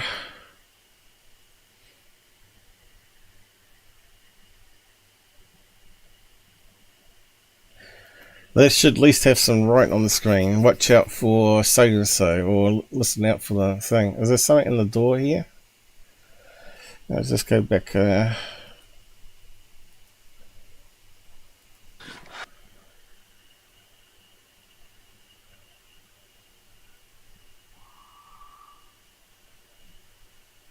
steadily breathing. If you had that on your security camera, you know no one's home. You'd know you're haunted, wouldn't you? So anyone out there's had any of these type of experiences, like to come on chat on voice? We posted a link earlier. Just scroll up and get Jitsi and pop on voice.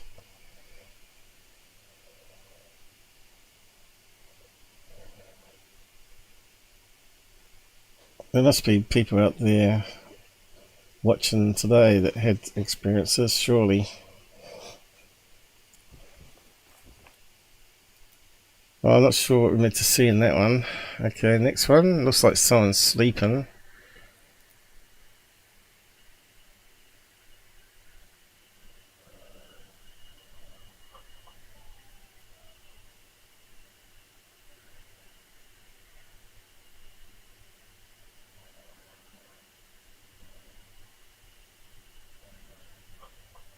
Something there.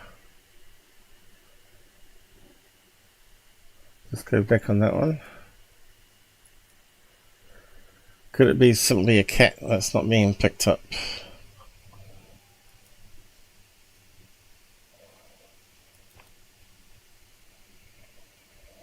Again, it could be an insect on the lens. What is it? Kind of looks like a dog, doesn't it? A dog on the carpet, like Charlie. That's where he would be. Yeah, it's a dog moving. There you go. That's a pretty bad security camera setup there. Looks like a type of bulldog, maybe? Or, what do you call it? A staffy. No, it could be a lab. We saw some shape to its head then.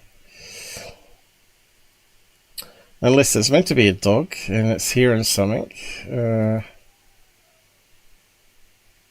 it spotted something. Let's just go back on that one.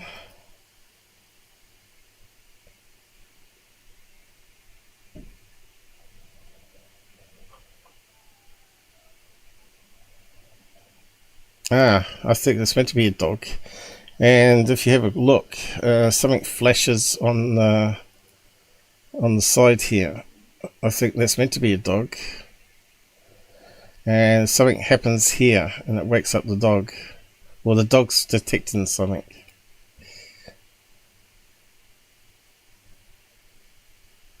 Here somewhere. There you go, look. A flash of light like something went past it. Disturbed the dog. There we go. So I don't know what that was. Kind of interesting, that one. It's very hard to see the dog though, isn't it? The problem with the security cameras, they're so low frame rate as well. Some of the older cameras are only like 5 frames a second or 6 frames a second, you know. Most of the modern HD ones can only still do about 12 to 15 frames a second. So yeah. So what do we got here? Something bright there, I can't quite make it out.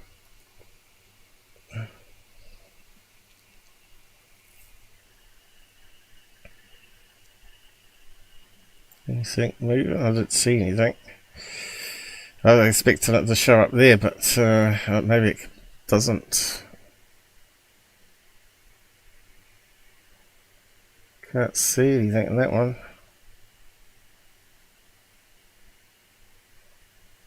Oh, this is a faint sound.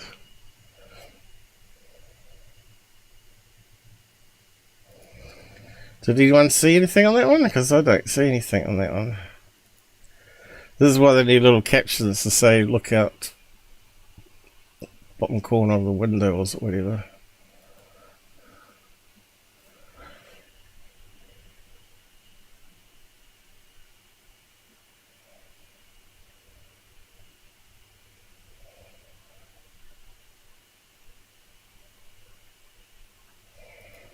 I could see a face. That's creepy. But yeah, I'm still trying to figure out this one. I don't see anything going on. There's something there, I don't know if that's it. Is it a face there? It looks like a face, is it?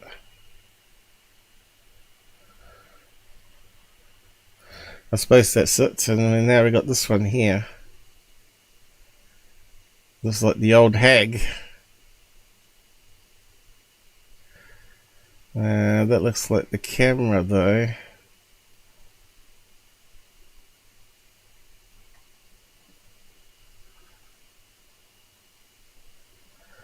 That camera is lighting up this guy here. Is that just a photo videoed? I'm not seeing anything other movement on it. This ain't moving.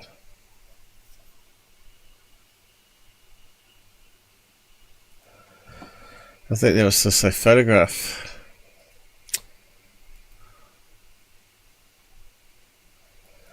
So if he was doing a selfie,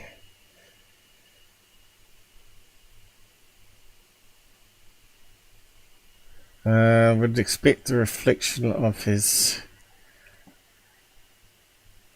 Could it be his side of his head? We expect the reflection to go this way to the glass, right? But would you get it on that angle? I don't think so. It's kind of weird.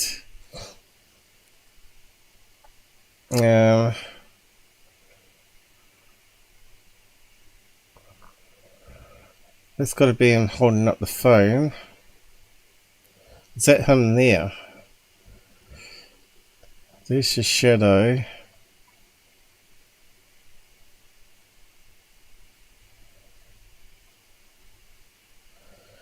He should be here, but that can't happen. So it might be someone he knows, right? We don't know the backstory of it. Kind of creepy if you got that in a photograph, though. It can't be him. Just I don't see it. So this has got to be over his image. Yeah, this looks like a photograph as well.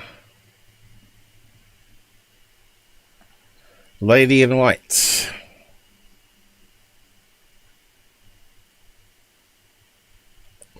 Not a Nordic or tall white like I've seen. Oh, there we go. Interesting. Be good to have people out there got their own videos of strange stuff like that and bring it to the channel.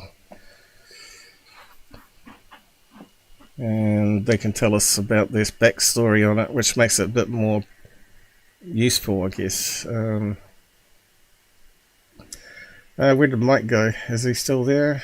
No. So where's Mike gone? Where you gone? He dropped off off. Left voice, Mike not working. And you're a computer person. Come on, you can get that mic going. Have you not got a gaming headset that you can plug into it?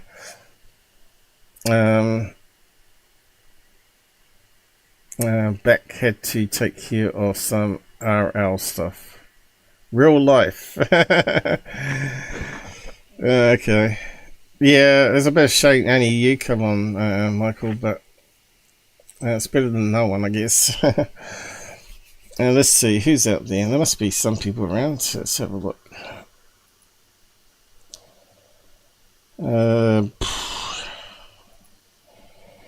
Pilled. Here we go in there, Pilled. Here we got 29 there, is it?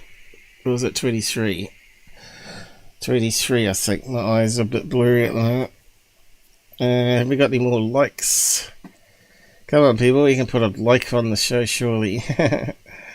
Or if you're new to the channel, do hit a sub or follow, what do you want to call it. We got 3 likes now. That's cool. Thanks, guys. So we had 23 people come to view it, and I think it says there's currently only 2 people watching it. that'll be me and another person. So yeah, okay. Rumble, that was a let down again. No one chats on Rumble. And we got up there, we got 11 on Rumble, and no one wants to talk. You want to come on voice? The links are there still, aren't they? I'll post it again just in case. Just grab them.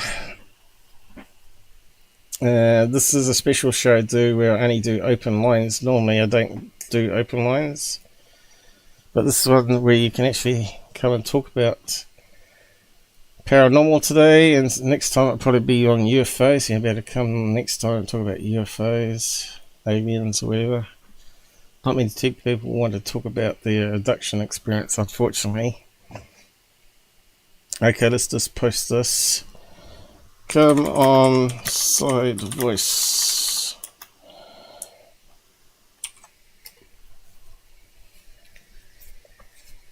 And that should have sent it out to everywhere.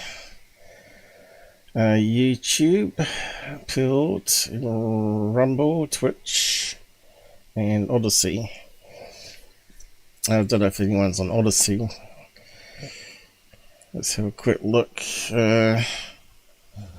One currently watching. I think that might be me though. Oh well, we do try.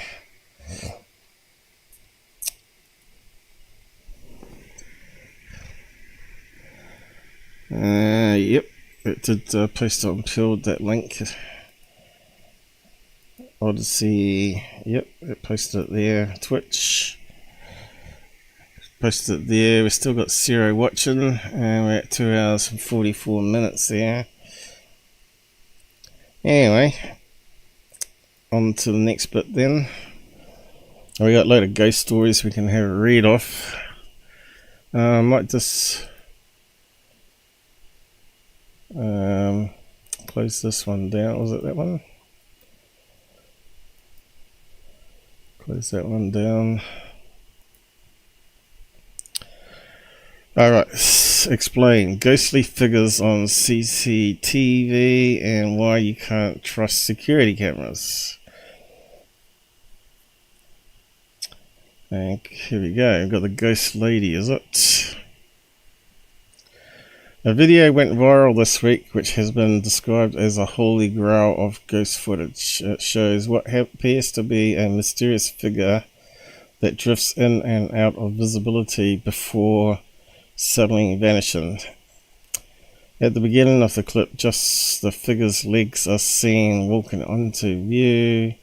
Top of the body is transparent.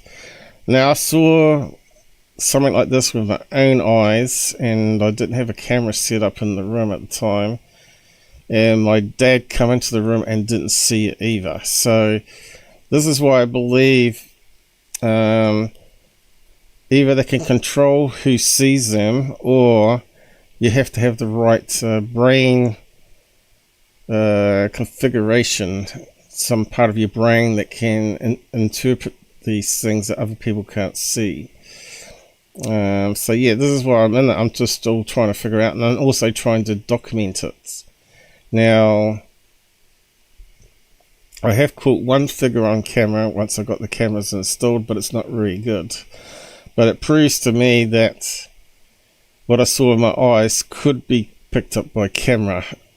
Maybe they weren't aware of the other camera, but the other one camera failed, and the other camera kept on going. Lucky enough, I was able to pull a few frames of it and then run it through some enhancements. The whole figure momentarily becomes briefly visible, but seconds later disappears. Jerry, who spotted the video on his home CCTV system, told the Mirror. So what year was that? Back in 2022. Okay, let's have a quick look then. So the thing with the ghost ones is you have to know the person, and you have to believe them when they say no one was home when this apparition was spotted. And that sort of adds into the credibility of it. But if you don't believe the eyewitness account and facts, then you will never believe it, right? And this is what we have happen in ufology as well.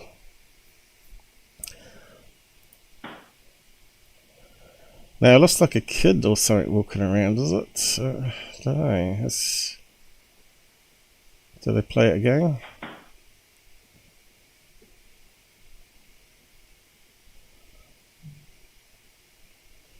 I hear a noise too. I can see a cat on that one. Like 2 cats maybe. Cat disappears. Ghost cat.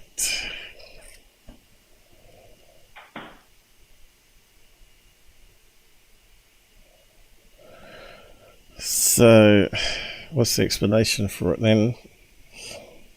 And the short clip is very common, whether it's figures walking past who suddenly vanish into thin air, or phantom animals fading in and out.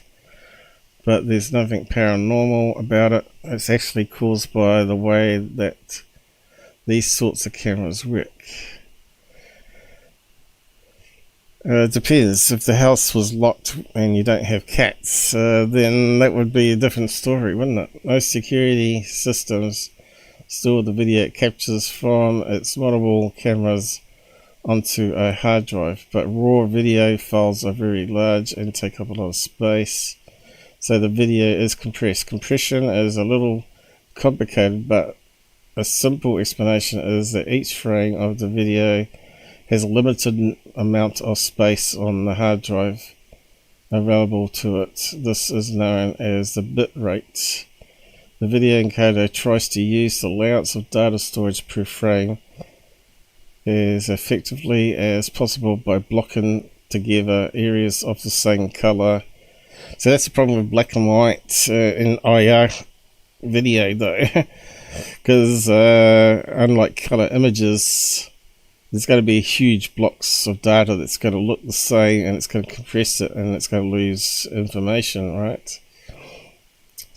And concentrating on what it deems to be important elements of this scene. If you can imagine a video of someone's hand in the fist shape on a solid black background, as the video plays, then put up one finger. Because the background is solid color, it doesn't need to store in detail, pixel by pixel. Instead, a block of blackness is encoded, which requires far less disk space to define. This is where it talks. This is where you get master frame and motion frames, where it adds on top, and that's why you get that ghostly, blocky figure when you lose your reference frame, which is the full frame that's uncompressed, and then all the other bits with all the similar background removed, and just storing the moving pixels. Now, if you lose one of the frames, you end up with this blocky noise that you get on video, which you've seen on International Space Station broadcasts, and also on your normal TV broadcasts if it's using non-fiber terrestrials, they call it.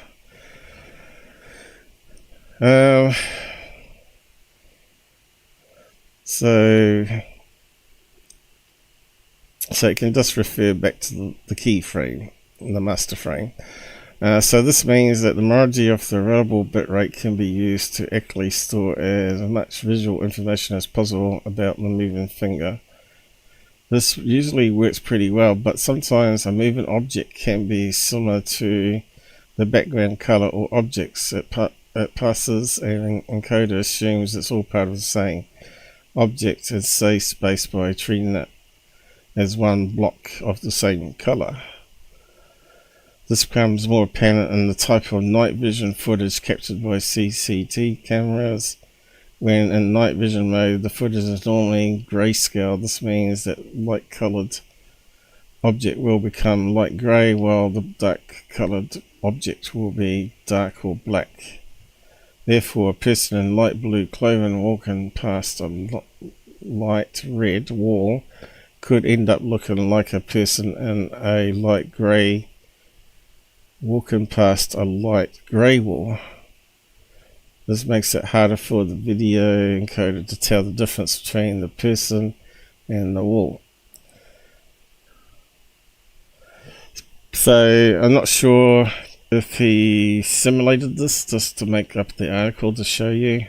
It's not really clear at all whether it was someone else's video. But he's saying it's not paranormal in this case, so it means that the animals were there. Oop, something happened there. Okay, so what's the next one? You can see an exaggerated sample of the principle in the video below. Ghostly figures, okay. I suppose you can play it. As for letters. Trying to scroll down. CPU, come on.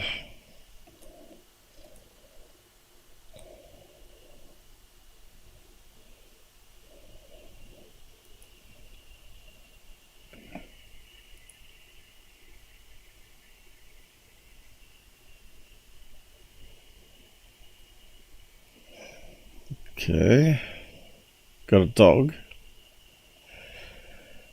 a border collie. It's a bit like Charlie, he's a half border collie. So what are we missing here? Alright, here we go. Is it sort of getting in infrared mode? It's still blending in of the background. Like you were saying above. In colour, no problem. But the video file will be bigger for colour than it will be in infrared. Yeah, it doesn't look like a dog on that one though, does it? When it gets compressed.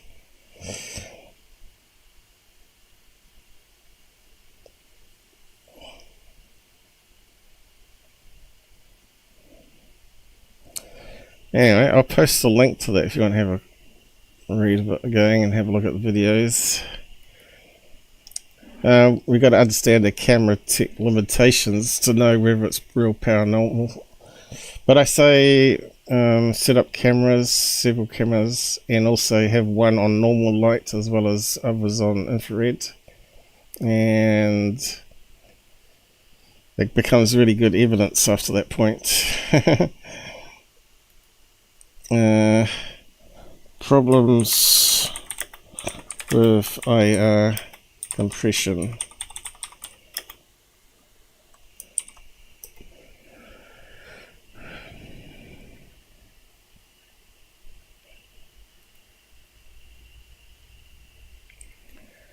Okay, so which one was that now?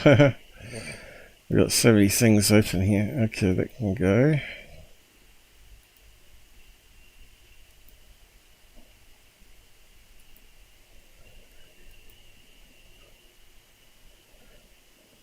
Six amazing things you didn't know about the thermal camera. Okay, we might have a look at that one next.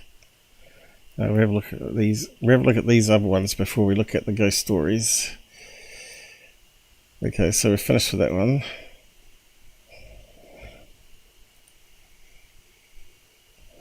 New research reveals it's possible to digitally disappear from camera detection. This is quite interesting. These research from Seers Data 61 in partnership with blah blah blah Korea. So what are they doing? So on security cameras, you notice they sometimes blink around these boxes when it detects shapes that it thinks are people. It looks like it's got lampposts here and movement. So instead of reading all that blurb, we can just have a look at the video here. What they found out is they can certain firmware in security cameras can be fooled. So if you can stop the square boxes happening, it doesn't you know, some of the security cameras are not 24 by 7 like mine. Mine's continuous record, so it captures everything regardless.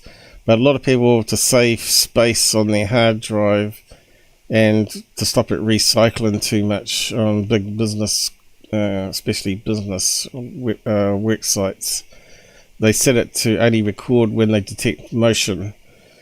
Well, here they found that they can just put on hats and various clothing, and it doesn't detect them even in broad daylight. So I'll just play this video here. And you can see it's detecting them, and they got a box around them. You see that? But as soon as he puts on a red colour hat, the software loses them. Why the colour hat is the problem, I don't know.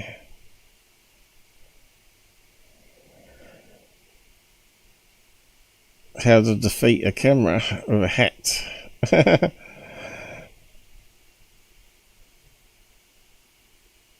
And you can steal a phone and it won't record it. Depending on how you set up your camera, of course. Very good. So on to the next one.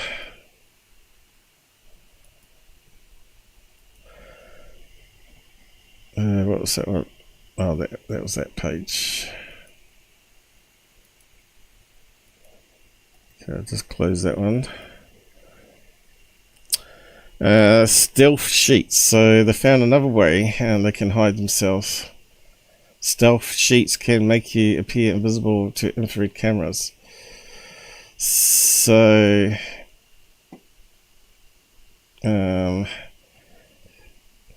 there's a model of what they're going to do, and this is what the camera sees when they hold up a sheet. You can hide, a bit like Harry Potter, I guess, in the cloak. And they can put it over a tall toy truck or something, and it doesn't show up on camera, infrared. But is that infrared or is that thermal? That looks like thermal, doesn't it? So various shades there. Is that thermal or is it infrared? So it's infrared there. A bendable sheet of silicone can hide 95% of infrared light, rendering objects essentially invisible to heat sensing night vision goggles or infrared cameras.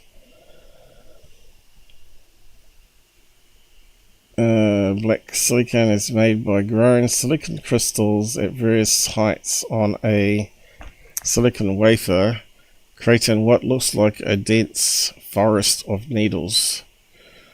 This material hardly reflects any visible light because light waves bounce back and forth between the steeple like silicon towers, preventing their escape. So there you go. So could aliens use that sort of technology on clothing? They could, couldn't they? So if they've already figured this out, these scientists, you can bet they're using it in military. And that's back in June 2018. So yeah. You can see how they could use something similar to fake stuff on ghost shows as well. But that could explain quite a lot of things, really. So again, this is why you need multiple cameras with different spectrums. It'd be good to have a camera, one camera in the room that's thermal, one that's IR, maybe one that's full spectrum, so it goes into ultraviolet, and another one in normal light or color night vision. And then you got the whole shebang captured, and you got multiple cameras. Costs a lot of money to do that, though. You can get a kit that fits onto your smartphone now, connects into the charging port, the USB port, and it puts another infrared FLIR sensor on that little device that connects into the bottom, and you just run an app I think that's quite a clever idea. And you also get LiDAR add-ons. But the latest iPhone comes with LiDAR, a laser built into it. So it can actually map stuff that's not visible using the laser to render a 3D image. So you could use that for ghost hunting too. I haven't seen anyone using it. The latest iPhone 14, is it? To do that on a ghost show yet. But they have got various LiDAR boxes I've used on some of the shows. Was it Taps they use it late on the latest series? Because they come back on air again for a short time anyway. Not sure if Ghost Adventures has used it or not. Can't remember now. But yeah, LiDAR could be really good for detecting aliens that are cloaking, as well as paranormal. We'll post that one around. That's quite a good article for reference anyway. 2018, they can cloak from night vision goggles in Battlefield.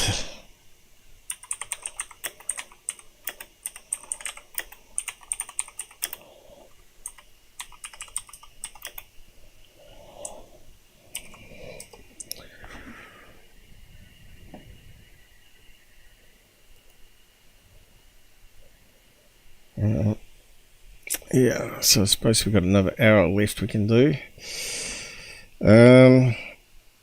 Which one was that one? Yep, that one there. Okay, get rid of that one.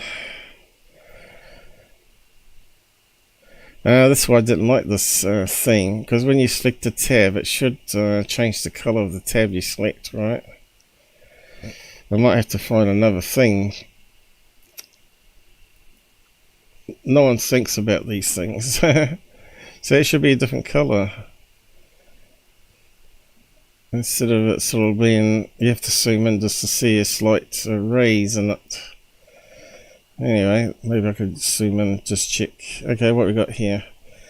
So this guy here is claiming that he's modified his hoodie with some LED illuminators, which you can't see with normal light. And he's put inside his top of his head here, transmitted in all different directions, and he can go around and steal people's property, and his face doesn't show up on camera.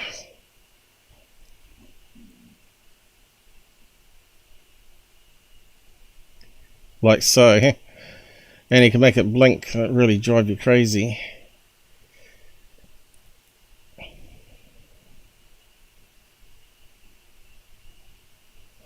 Here he comes.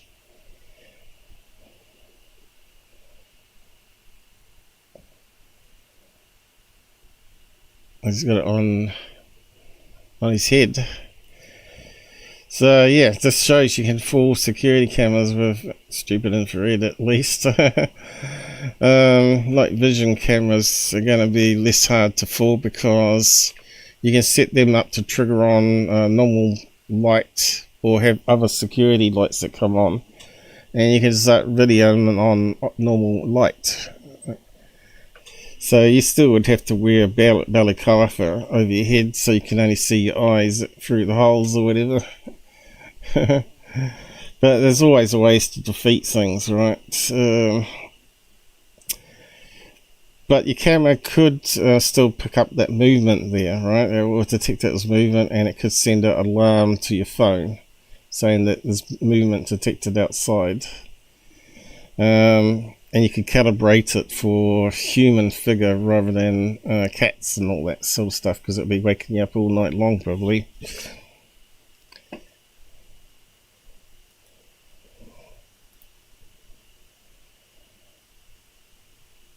Oh, I thought that's what I closed. Did I close the wrong thing? What did I just close then? Yeah, dear, right there. History.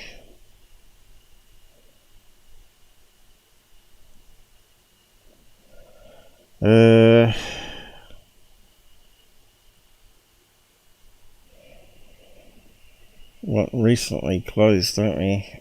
History. Oh, that one. Let's bring it back. That one's a good one too. Yeah, so we're done with the hoodie. So let's just go down.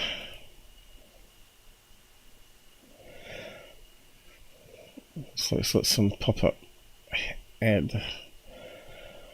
Okay, so 6 amazing things you didn't know about thermal cameras. Now, thermal cameras take various heat gradients and color on the screen, so it's basically CGI. So it can see light that you can't see with your eyes and make it into false color, right? So these are the 6 things. Becoming increasingly more affordable thermal imaging equipment. So I have to get one of these myself. Rapidly becoming adopted in many different industries. Sorry. I put nasal spray at my nose and it's kicking in now. And now I can breathe through my nose again. It makes your nose go really itchy, and then it sort of breaks down the phlegm or whatever. It's like having hay fever. Iceberg detection to automated process machine monitoring. Blah blah blah. They can't see through glass. Okay, so what you're getting here is someone with the camera reflecting off the glass window, but you can't actually see into the room. So that's the down point of having a FLIR camera for that.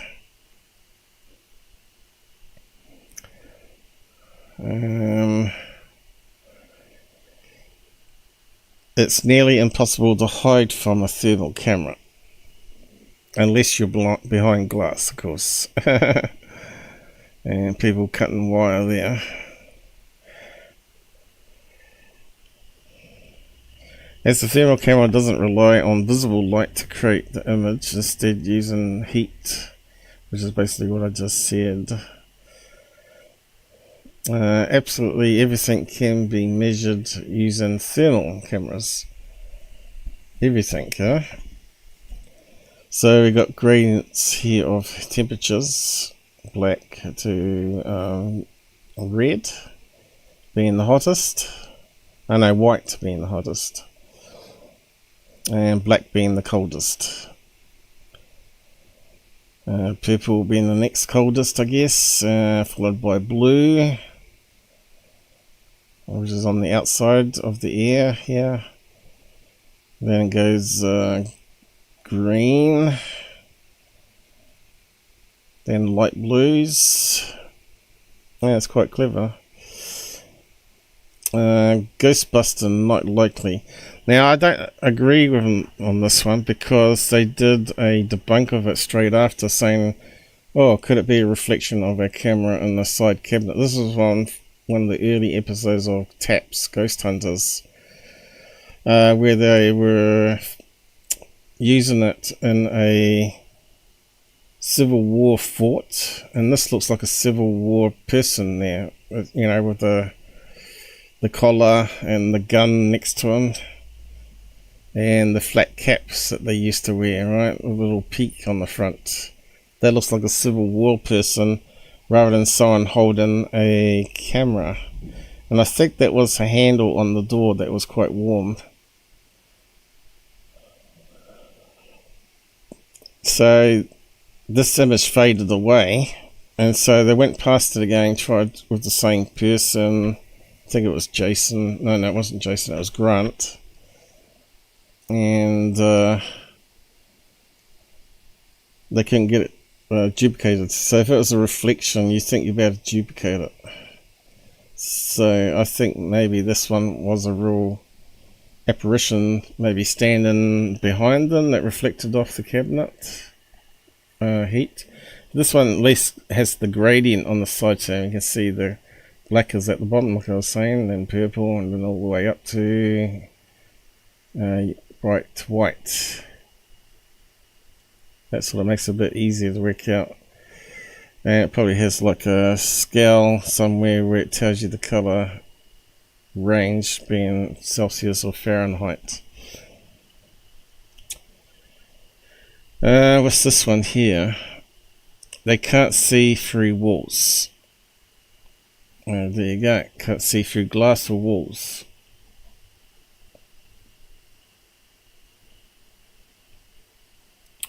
There are so many uses for a thermal camera. So someone's holding up a sheet of paper where they got a handprint on it. But you can see that they can't see through the paper.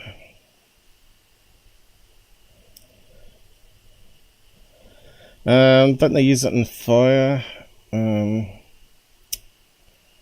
engines now? Firemen, they can see through smoke, can't it? Home and building inspections, electrical inspections, law enforcement, medical. I think they can use it for firefighting as well. See if anyone's inside.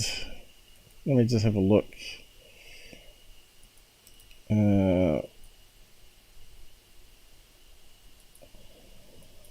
FLIR used for firefighters. Let's have a look. The FLIR K45 is affordable TIC that gives firefighters a clear view into the darkest, smokiest environments. There we go. Have we got a picture of it? I've got a picture of it, but not actual. It's a little handheld thing with a window. We got no price. You can see it's a very small window though. Of course now, like I said, you can get attachments for smartphones. Whether they use that, I don't know. Let's have a look at images.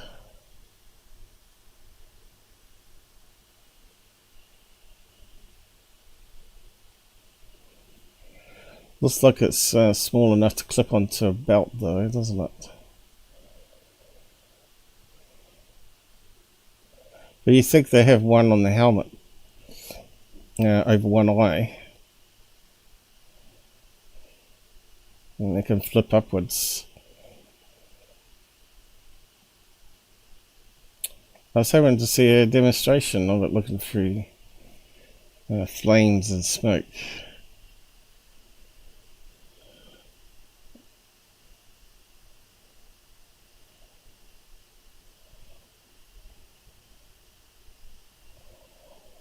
Well, here we go. Looks like something there. Yeah. That one there. Let's have a look.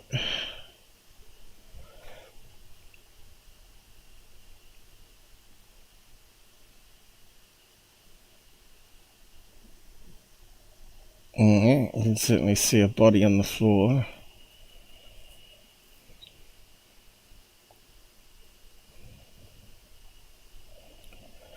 Yeah, probably there'll be some videos of it in use. Anyway, don't spend too much time on that. So, can't see through solid things, can't see through glass. So, I doubt it can see into water either, because that reflects the heat back too. So, yeah, you know it's got some limitations. Close that. 50 ghost stories. Okay, we can finish up some ghost stories, I guess. And wrap up for the day. What we got? Let me just check the time.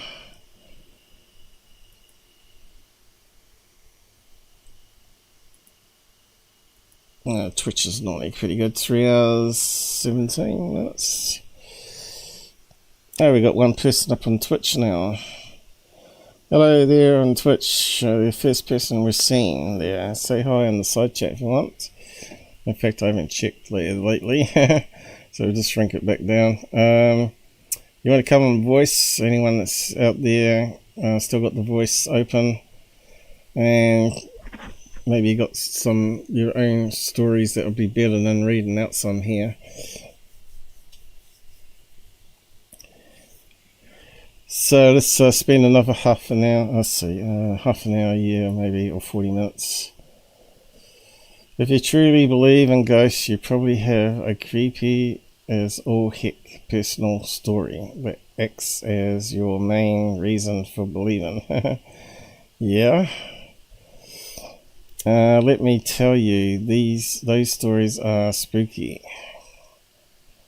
Here is just a few. Yeah, okay, let's get on. When I was in my late 20s, I was dating my girlfriend, soon to be wife. We had been together for a while. One summer, her sister was abducted and killed by a group of 6 men. Oh, that's disgusting.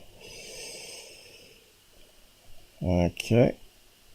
All the men were eventually caught and tried. The trials and the aftermath were my nose. Sorry. We're devastating and debilitating for her whole family for many years. Fast forward to 3 months after the funeral, I arrived at my girlfriend's house to wait for her to get off from her job as a nurse at a local hospital. Neither of her parents were home, just me alone in the house. I went into the family room, turned on the TV, sat down on the couch and got comfortable. Clear as a bell, I heard my girlfriend's sister's voice in my right ear, just off my shoulder, call my name. I turned to look at the seat next to me, and of course there was nobody there. So that's going to freak the shit out of you, isn't it? I stared at the spot in the couch. Again, it could fit in again with the multiverse that I talked about at the beginning. Where you have breakthrough, so someone that's living in a different realm, on a different planet, another Earth clone, a different age in the past or future, could be sitting in that chair and it breaks through. Anyway, it could be hours behind, or hours in front, minutes in front, or hours behind. Could be lots of multiverses with the same planet Earth in it, same DNA in it, at different ages. Just imagine hundreds and hundreds and thousands of them. So, like, we got trillions of stars in each of them. Could there be trillions of multiverses? God forbid, huh? But anyway. Second one, I once saw a creepy reflection. So these sound like posts people post on a blog somewhere and someone's compiled it. I once saw a creepy reflection of myself at the end of the hallway in a friend's apartment.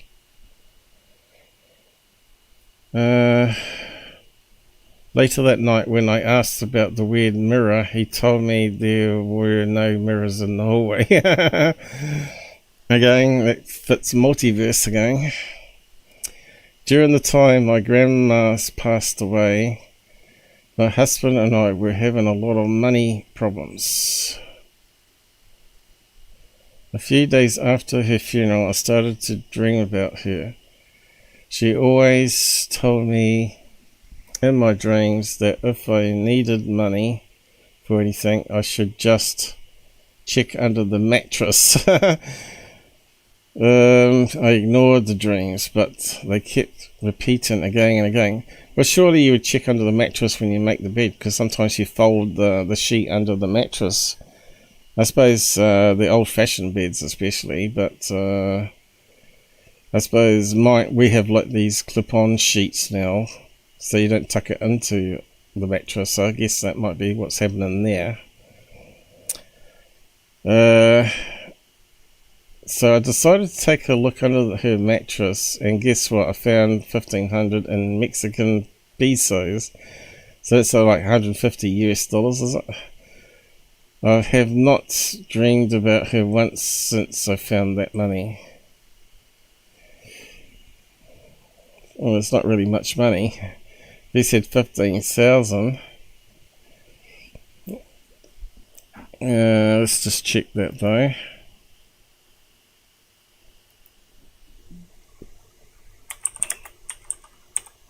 Maybe it was worth more back in the old days. Peso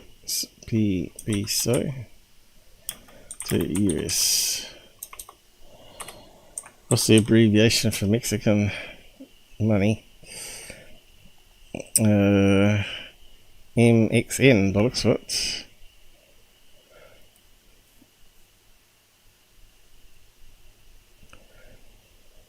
So Mexican to US. So 1,500 equals what? It's not even worth 150. 90 bucks. That's what Biden's done. 90 bucks US. But that's probably be 150 our money, because our money, Kiwi dollars, crap.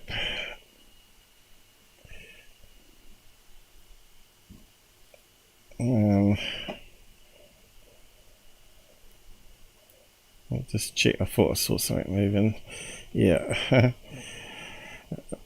It hasn't scrolled up properly. So did I miss any comments here? I'll just check. I don't think I have, but I think Mike was the last one to comment. There, Mike. 23 on Pills. I need to try that. I think that's how many visited. It's got two numbers. It's got a green eye and a red eye. Red eye is the one's currently watching the live stream with you, and the green eye is how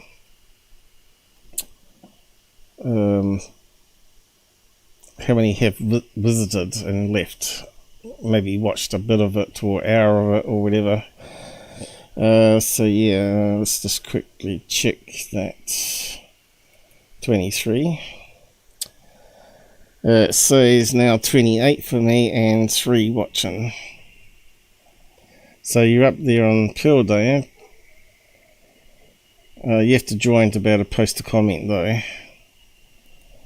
Hey Mike. I'll post it directly on Pearl. It should come up here at the bottom. Playing games and tired. Okay. Well, I'm going to wrap up soon, like I said anyway. We're just going through these ghost stories. Look, it's my backup. There you go. It comes through on the global chat there.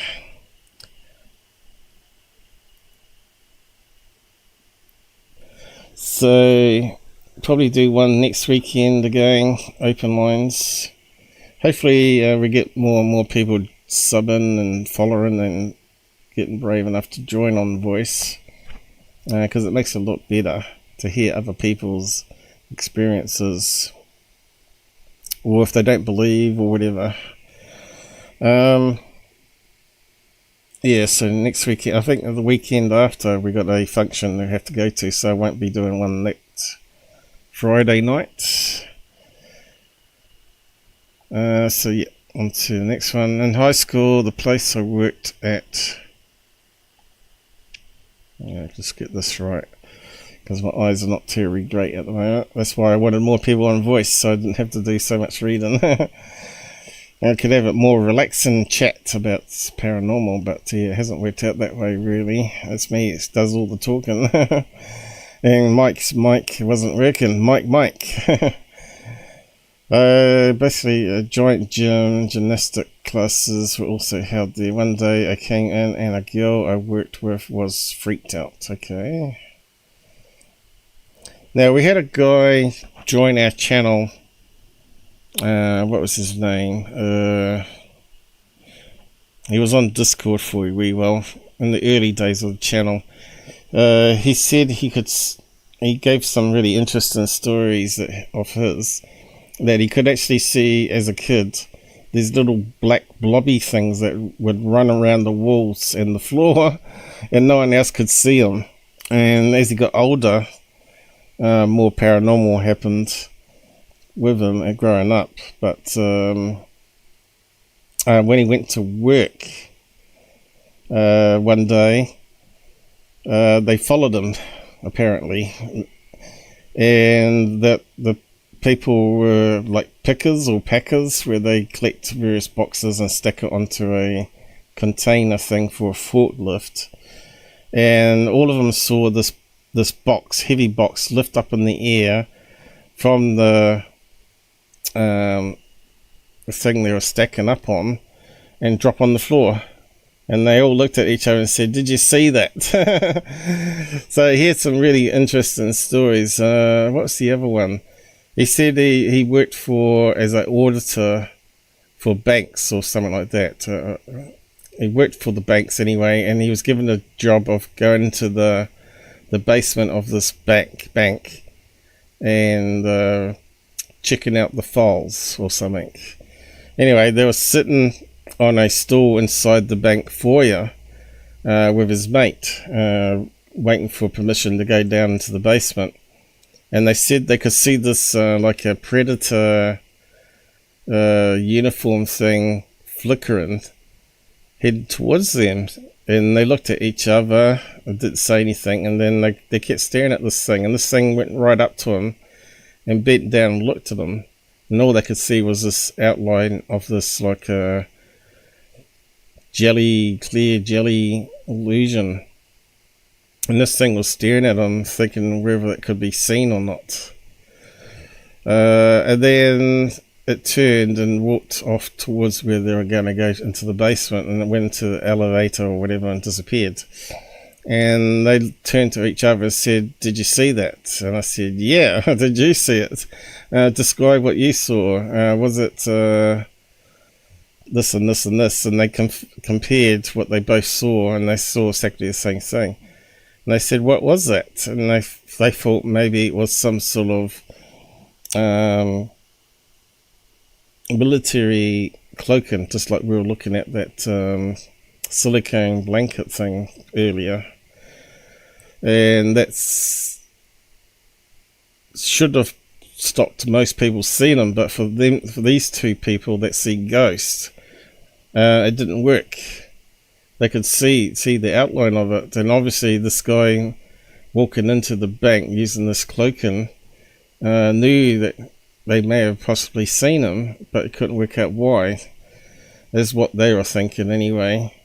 And they think there was a secret section in the bank where this military or government section's working.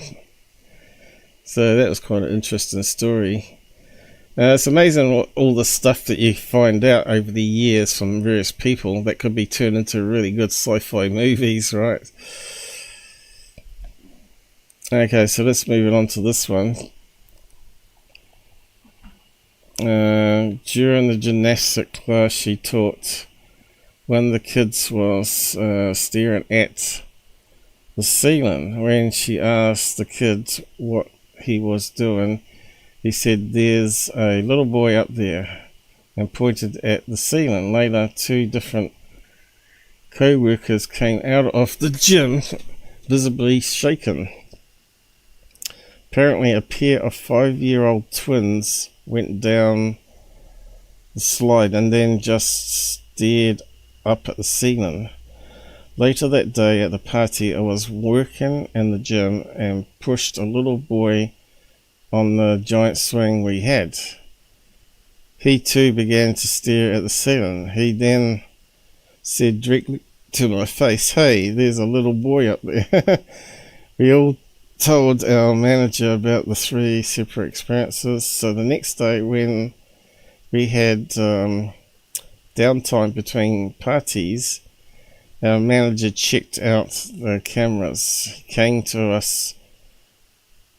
He called us in to look at the live stream of the security footage, which showed the giant swing going back and forth in the gym. Nobody was in there. I like to think that this was the little ghost boy who truly just wanted to play, and he finally got to go on the swing. Yeah, it would have been good to see the footage, I guess. When I was in the 5th grade, I was playing with silly putty in my room. My mum called me down for dinner. I had moulded the putty into a ball and placed it down directly behind me. When I stood up to go downstairs, I felt something hit me in the back of my head with force. So I turned around and see my silly putty ball not on the ground anymore, but bouncing up and down on my windows until it eventually rolled back onto the floor. Needless to say, I ran downstairs in hysteria, trying to tell my mum what had happened. And of course the parents won't believe it, right? Unless they see it themselves. They say that kids up to 6 years old can actually see ghosts, and once they get past that certain age, the brain chemistry changes and they can no longer see ghosts unless you're one of the so-called gifted mediums or psychics, right? I was staying in Stanley Hotel in Estes Park, Colorado, the hotel that inspired Stephen King's The Shining. Around 1 a.m. I heard what sounded like children running up and down the hallways, interspersed with laughter. I opened the door to see what the hell was going on and didn't see anything. Quick little buggers, I thought. Then the next morning, when my partner and I tour of the building, the guide stopped directly in front of our room to tell us the story of young girls whose ghosts can be heard running up and down the same hallway. In 2011, I was studying abroad in Morocco. We were staying in a riad in the Medina Maritic with tall ornate windows. So whatever all that is, obviously some type of building. I had one roommate who already asleep this night, but I thought I saw her sitting up in bed next to me, wearing all white. Suddenly I saw a white hazy thing, vaguely shaped like a person, floating above me next to these big windows. I was so scared I went into the bathroom, turned the light on and stayed in the bathtub all night. So I was having what I thought was an out-of-body dream, watching a ritual, when they spotted me and started chasing me, coming towards me, and then I sort of was flying backwards through space, and I bounced up in bed like I was hitting the chest. So I think maybe that was me out-of-bodying again for the second time, and that I remember anyway. And I bounced up to see this portal open up in front of me, and one of these creatures that was chasing me, they had no legs or arms. It looked like a pin large bowling board, just like a ghostly outline with a head, appear through the portal above me, and it started trying to attack me. And so yeah, I didn't know what to do. I grabbed the heavy felt quilt I had, and it's quite heavy, and started swinging towards it because it's all I had as a weapon. And it was backing off at that stage, and I managed to get to the door past all the other stuff I got in the room, and managed to open up the door, and I saw this thing heading towards me, so I swung the thing again, and all the dogs in the house come running down the hallway, and the thing then suddenly disappeared, and I said to the dogs, "Did you see that?" And they tilt their head and saying, "What are you talking about?" So I don't know if they saw it or not, but yeah, that was crazy. So yeah, that's when a lot of strange stuff started happening after that point. Was that before or after my alien visitation that I had? I can't remember now, but yeah, that was a really strange one. It wanted me to be killed. I don't know if it wanted me to. It wanted to do harm to me, so I suppose my energy would leave the body again, so it could kill me. That's the impression I got from it, anyway. These people live dull, uninteresting life compared to mine. Mine used to be fairly boring until I got into ufology and moved houses, I guess. But I think we had an attachment from the old house where the guy committed suicide. But anyway, I don't think it was him. I was visiting my mother after my dad died. She went shopping with her sister and left me alone in her house. I heard my dad as plain as day up in his room. Now that's one thing I hear at night. Sometimes I hear doors opening and you hear it creaking, but there's no doors in the house that creak. And I made sure, because I oiled the hinges, and I know there was no doors that creaked, so that's something I sometimes hear too. And I try to play it back on the cameras and they don't detect anything, so it's kind of weird, that one. He got up from his computer chair, walked over to the door and opened it. He walked down the stairs and stood on the last step for a few seconds before walking back up to his room and closing the door. I was probably 5 feet from him in the living room. I just froze. It scared the hell out of me. Needless to say, I was a believer after that. So again, multiverse theory could explain that. And also my experiences. That thing coming out of a portal does sound really interdimensional. I should use that word. That's a mic word. Multiversal.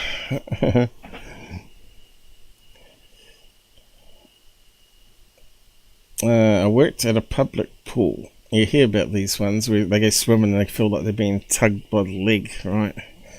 Or they see a face of a ghost underwater. It scares the shit out of them.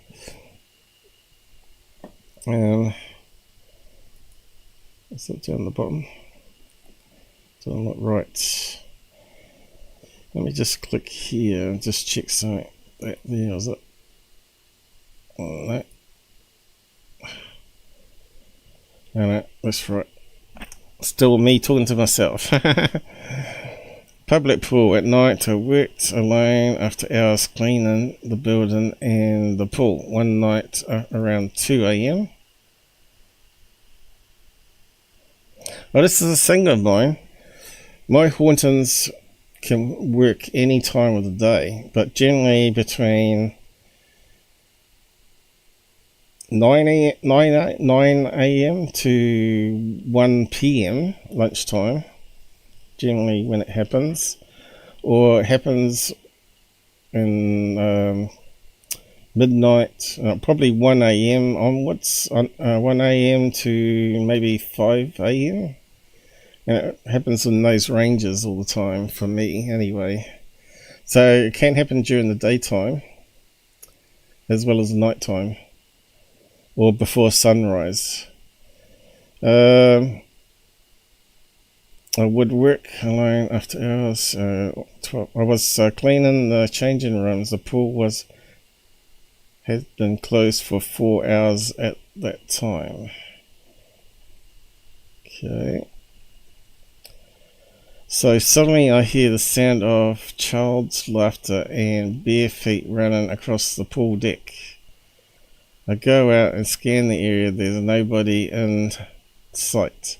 So stuff like that though, you just wonder if someone's broken in, like kids,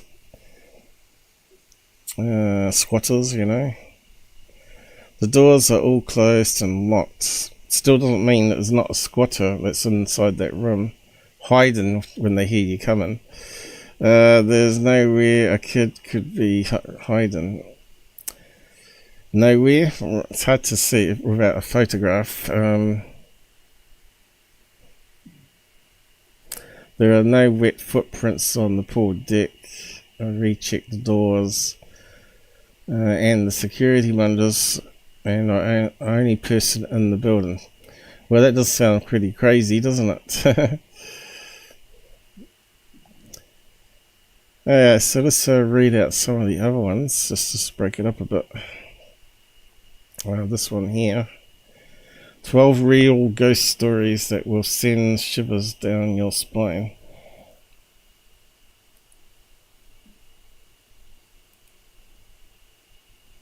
I've got to wrap up soon too. Time flies, doesn't it?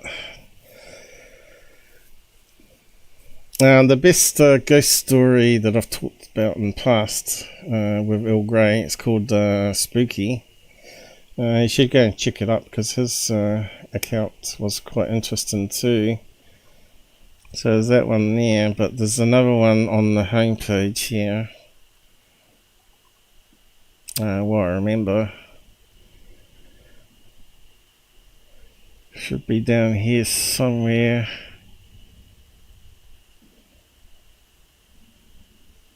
May have scrolled off. Whereabouts did we put it? Members only playlist. I think it might be in that. So these are people that come forward over the years to tell their experiences with ghosts and aliens. But this one down here called Spooky Ill was before live streams was working on YouTube. Well, it was early days and I hadn't figured it out, and I was just called him up on a voice chat and recorded what went on. But we talk about things and I put pictures in. So it's like a radio show, but I put up pictures of my house and stuff like that I lived in. So go and check that episode out. You might like the stories in it. But I talk about my sister's experience with a broken toy in the toy box that was spinning around. Didn't have any batteries in it. It was spinning around with the flashing lights. And it's before smartphones had cameras. So unfortunately we didn't get any video of it. We only got her what she saw. But she had some attachments and they would pick up pot plants and drop them on the floor and smash them and try and push her off ladder and all that sort of stuff.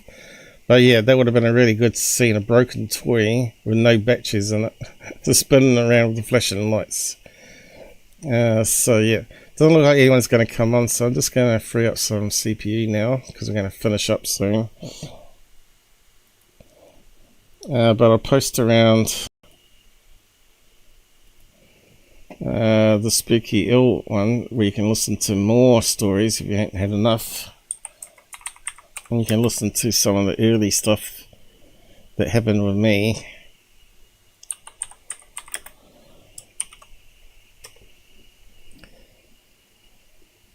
and why I got into UFOs, and also was interested in the ghost hunting shows that come on, because I thought they would capture evidence with all their high technology, but a lot of them are pretty shabby, and some of the stuff they use is a bit questionable. So yeah, those stick insect ones are questionable because it detects heat, and the firmware is designed to look for heat in the shape of people's limbs, and it can actually map fake stick insects based on the heat of a wall. So yeah, I don't like those ones. But yeah, go and check out Spooky after I finish up here, and you can listen to some more stories from him and me. Says we're live. Okay, welcome to the Out There channel, live stream. Okay, so what else we got here? We're going to look at some of these ones. Maybe I'll just keep that there and go through more when we do paranormal again. I don't know. It's possible. We could do another paranormal show sometime. 12 real ghost stories that will send shivers down your spine. Calling on the bravest and boldest of ghost hunters. In the spirit of the season, we rounded up some spooky stories. Reader's Digest, so they're normally pretty good Reader's Digest. Before we had internet and sort of stuff, you used to subscribe to their short story books, and they used to have lots of interesting little stories in them. Days where you had good eyes to read as well.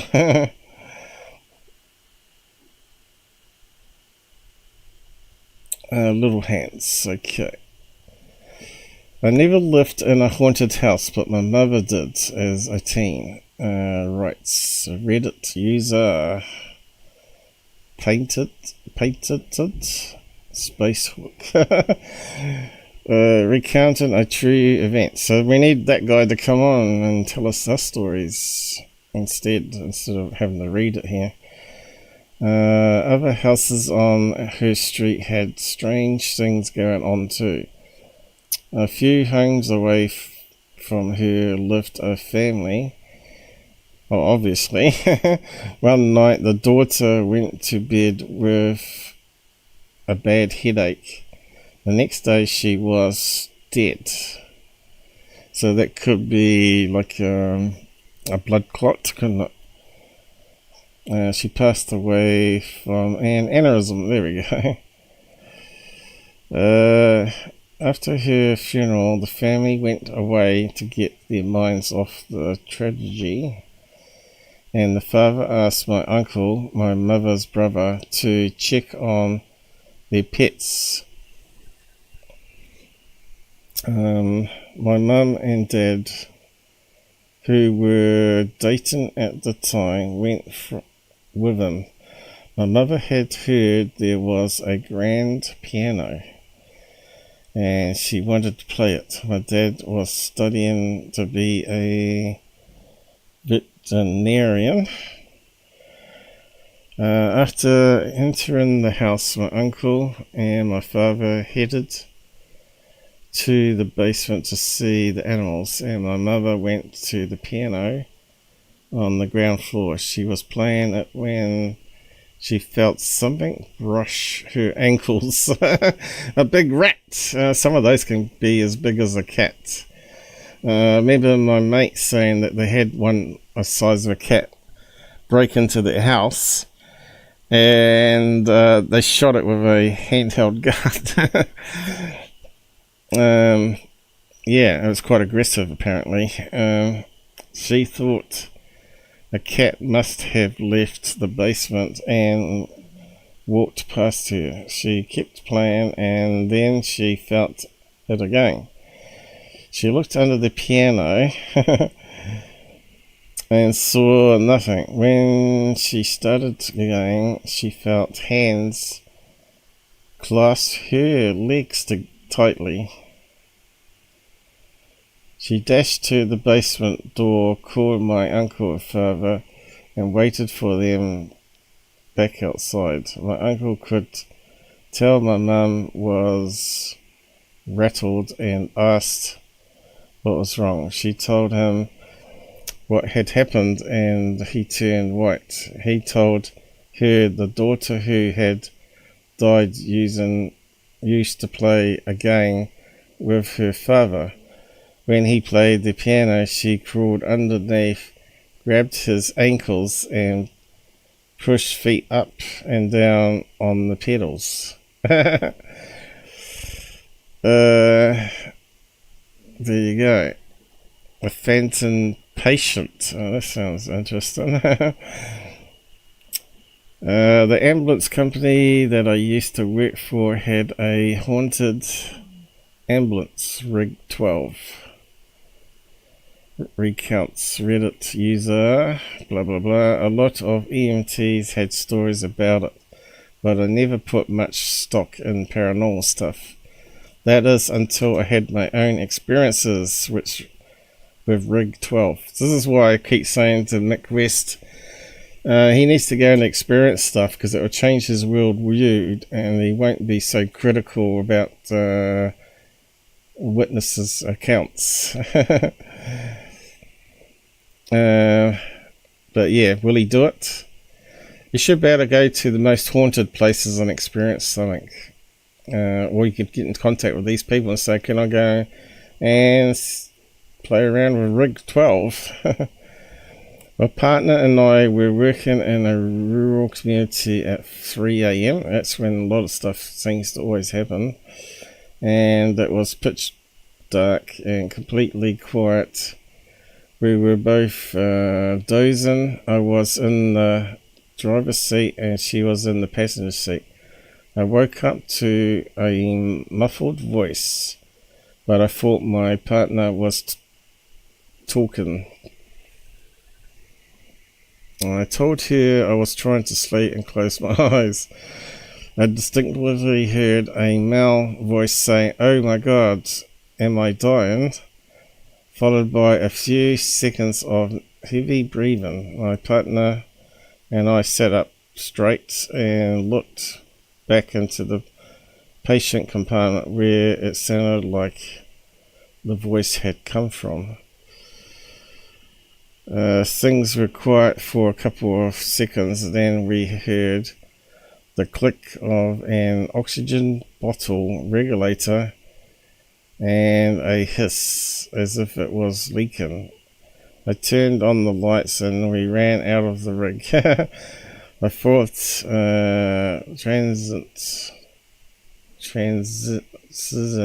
might have climbed in.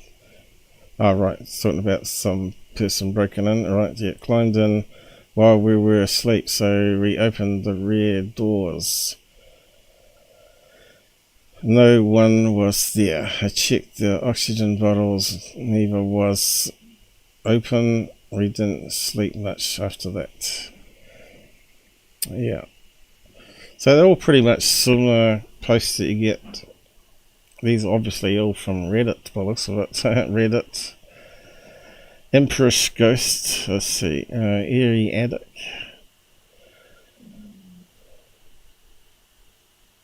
I don't know if I could read out any more, really.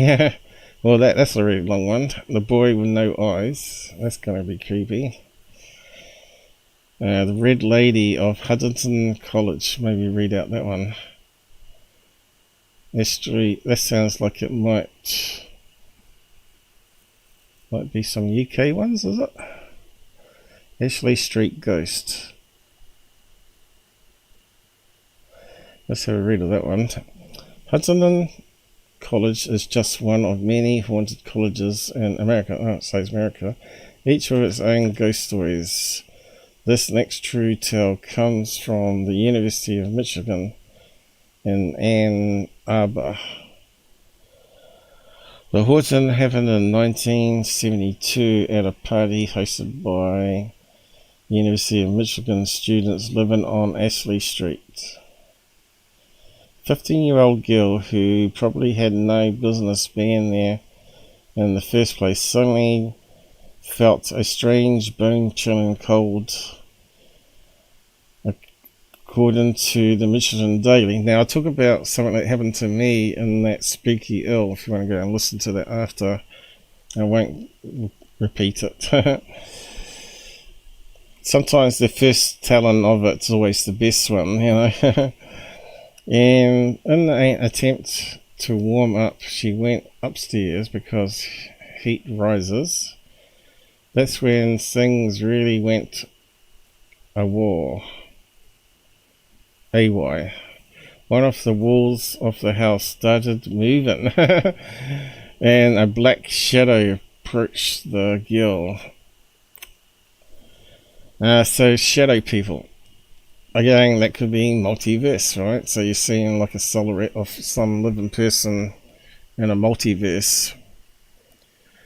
Downstairs, posters were spontaneously popping off the walls and falling into glowing pole on the floor. The girl wandered back downstairs when she found herself saying these strange words. The drugs and addiction were my fault and I accept responsibility for that. But I was not that way deep down inside. I want to apologize to everyone involved for what I have done. What made those words ever stranger was the girl did not do drugs, let alone have an addiction. Her words didn't seem all that strange to the students who lived in the house, though. Before they moved in, the house had been inhabited by a man with a very serious addiction. The reason he no longer lived there, he had died of heroin overdose. Has the ghost of Ashley Street made any more appearances? Don't know, you're telling the story. Anyway, I'm stuffed for today. But, yeah. Oh, right, that's the first colony of America. That was strange. That's a strange story too, where they all disappeared to. Aliens! Abductions!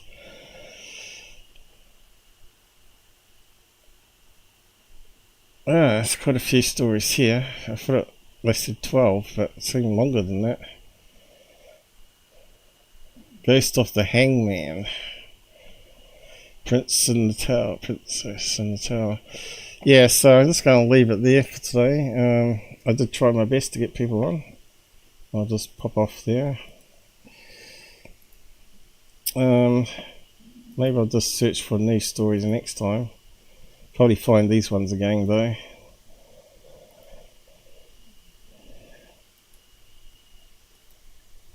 It's always more interesting when you've got a person that actually experienced it comes on, talks about it though. But we'll keep on trying. You never know, might get someone on. And I'll let you guys get asleep now. It must be either 3 or 4 in the morning in the UK there, depending on time savings, right?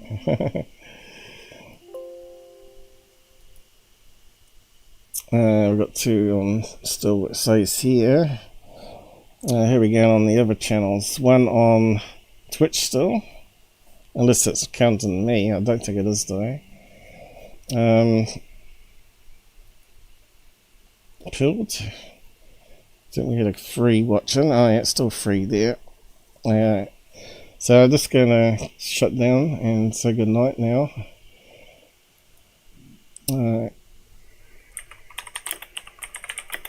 And I need to grab something to eat, I guess, and relax again. And I'll do the chapters later.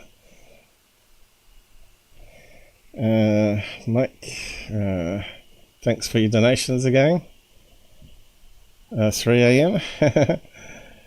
Go to bed. Yep, get to bed, man. And don't get spooked by the ghosts. Don't get spooked by the spirits. I'm not talking about whiskey. Okay, let's close that down here and do the credits rolling, and I'll gradually shut on each of the things. Good night, take care on the roads, and we'll see you the next normal stream, which will be mine Monday and your Sunday night, so hopefully to see you then. More UFO stuff to go over.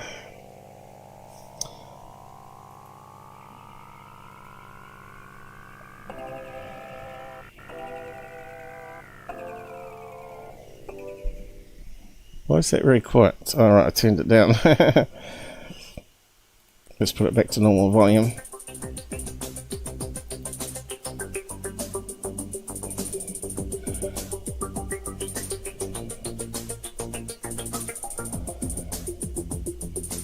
Well, that was a bit different, wasn't it? Hopefully you enjoyed it. Be good that we can get more and more people being interactive though. Maybe it's just a bad time, I don't know, but this is a normal time other talking shows do stuff, isn't it? So I don't know what the problem is.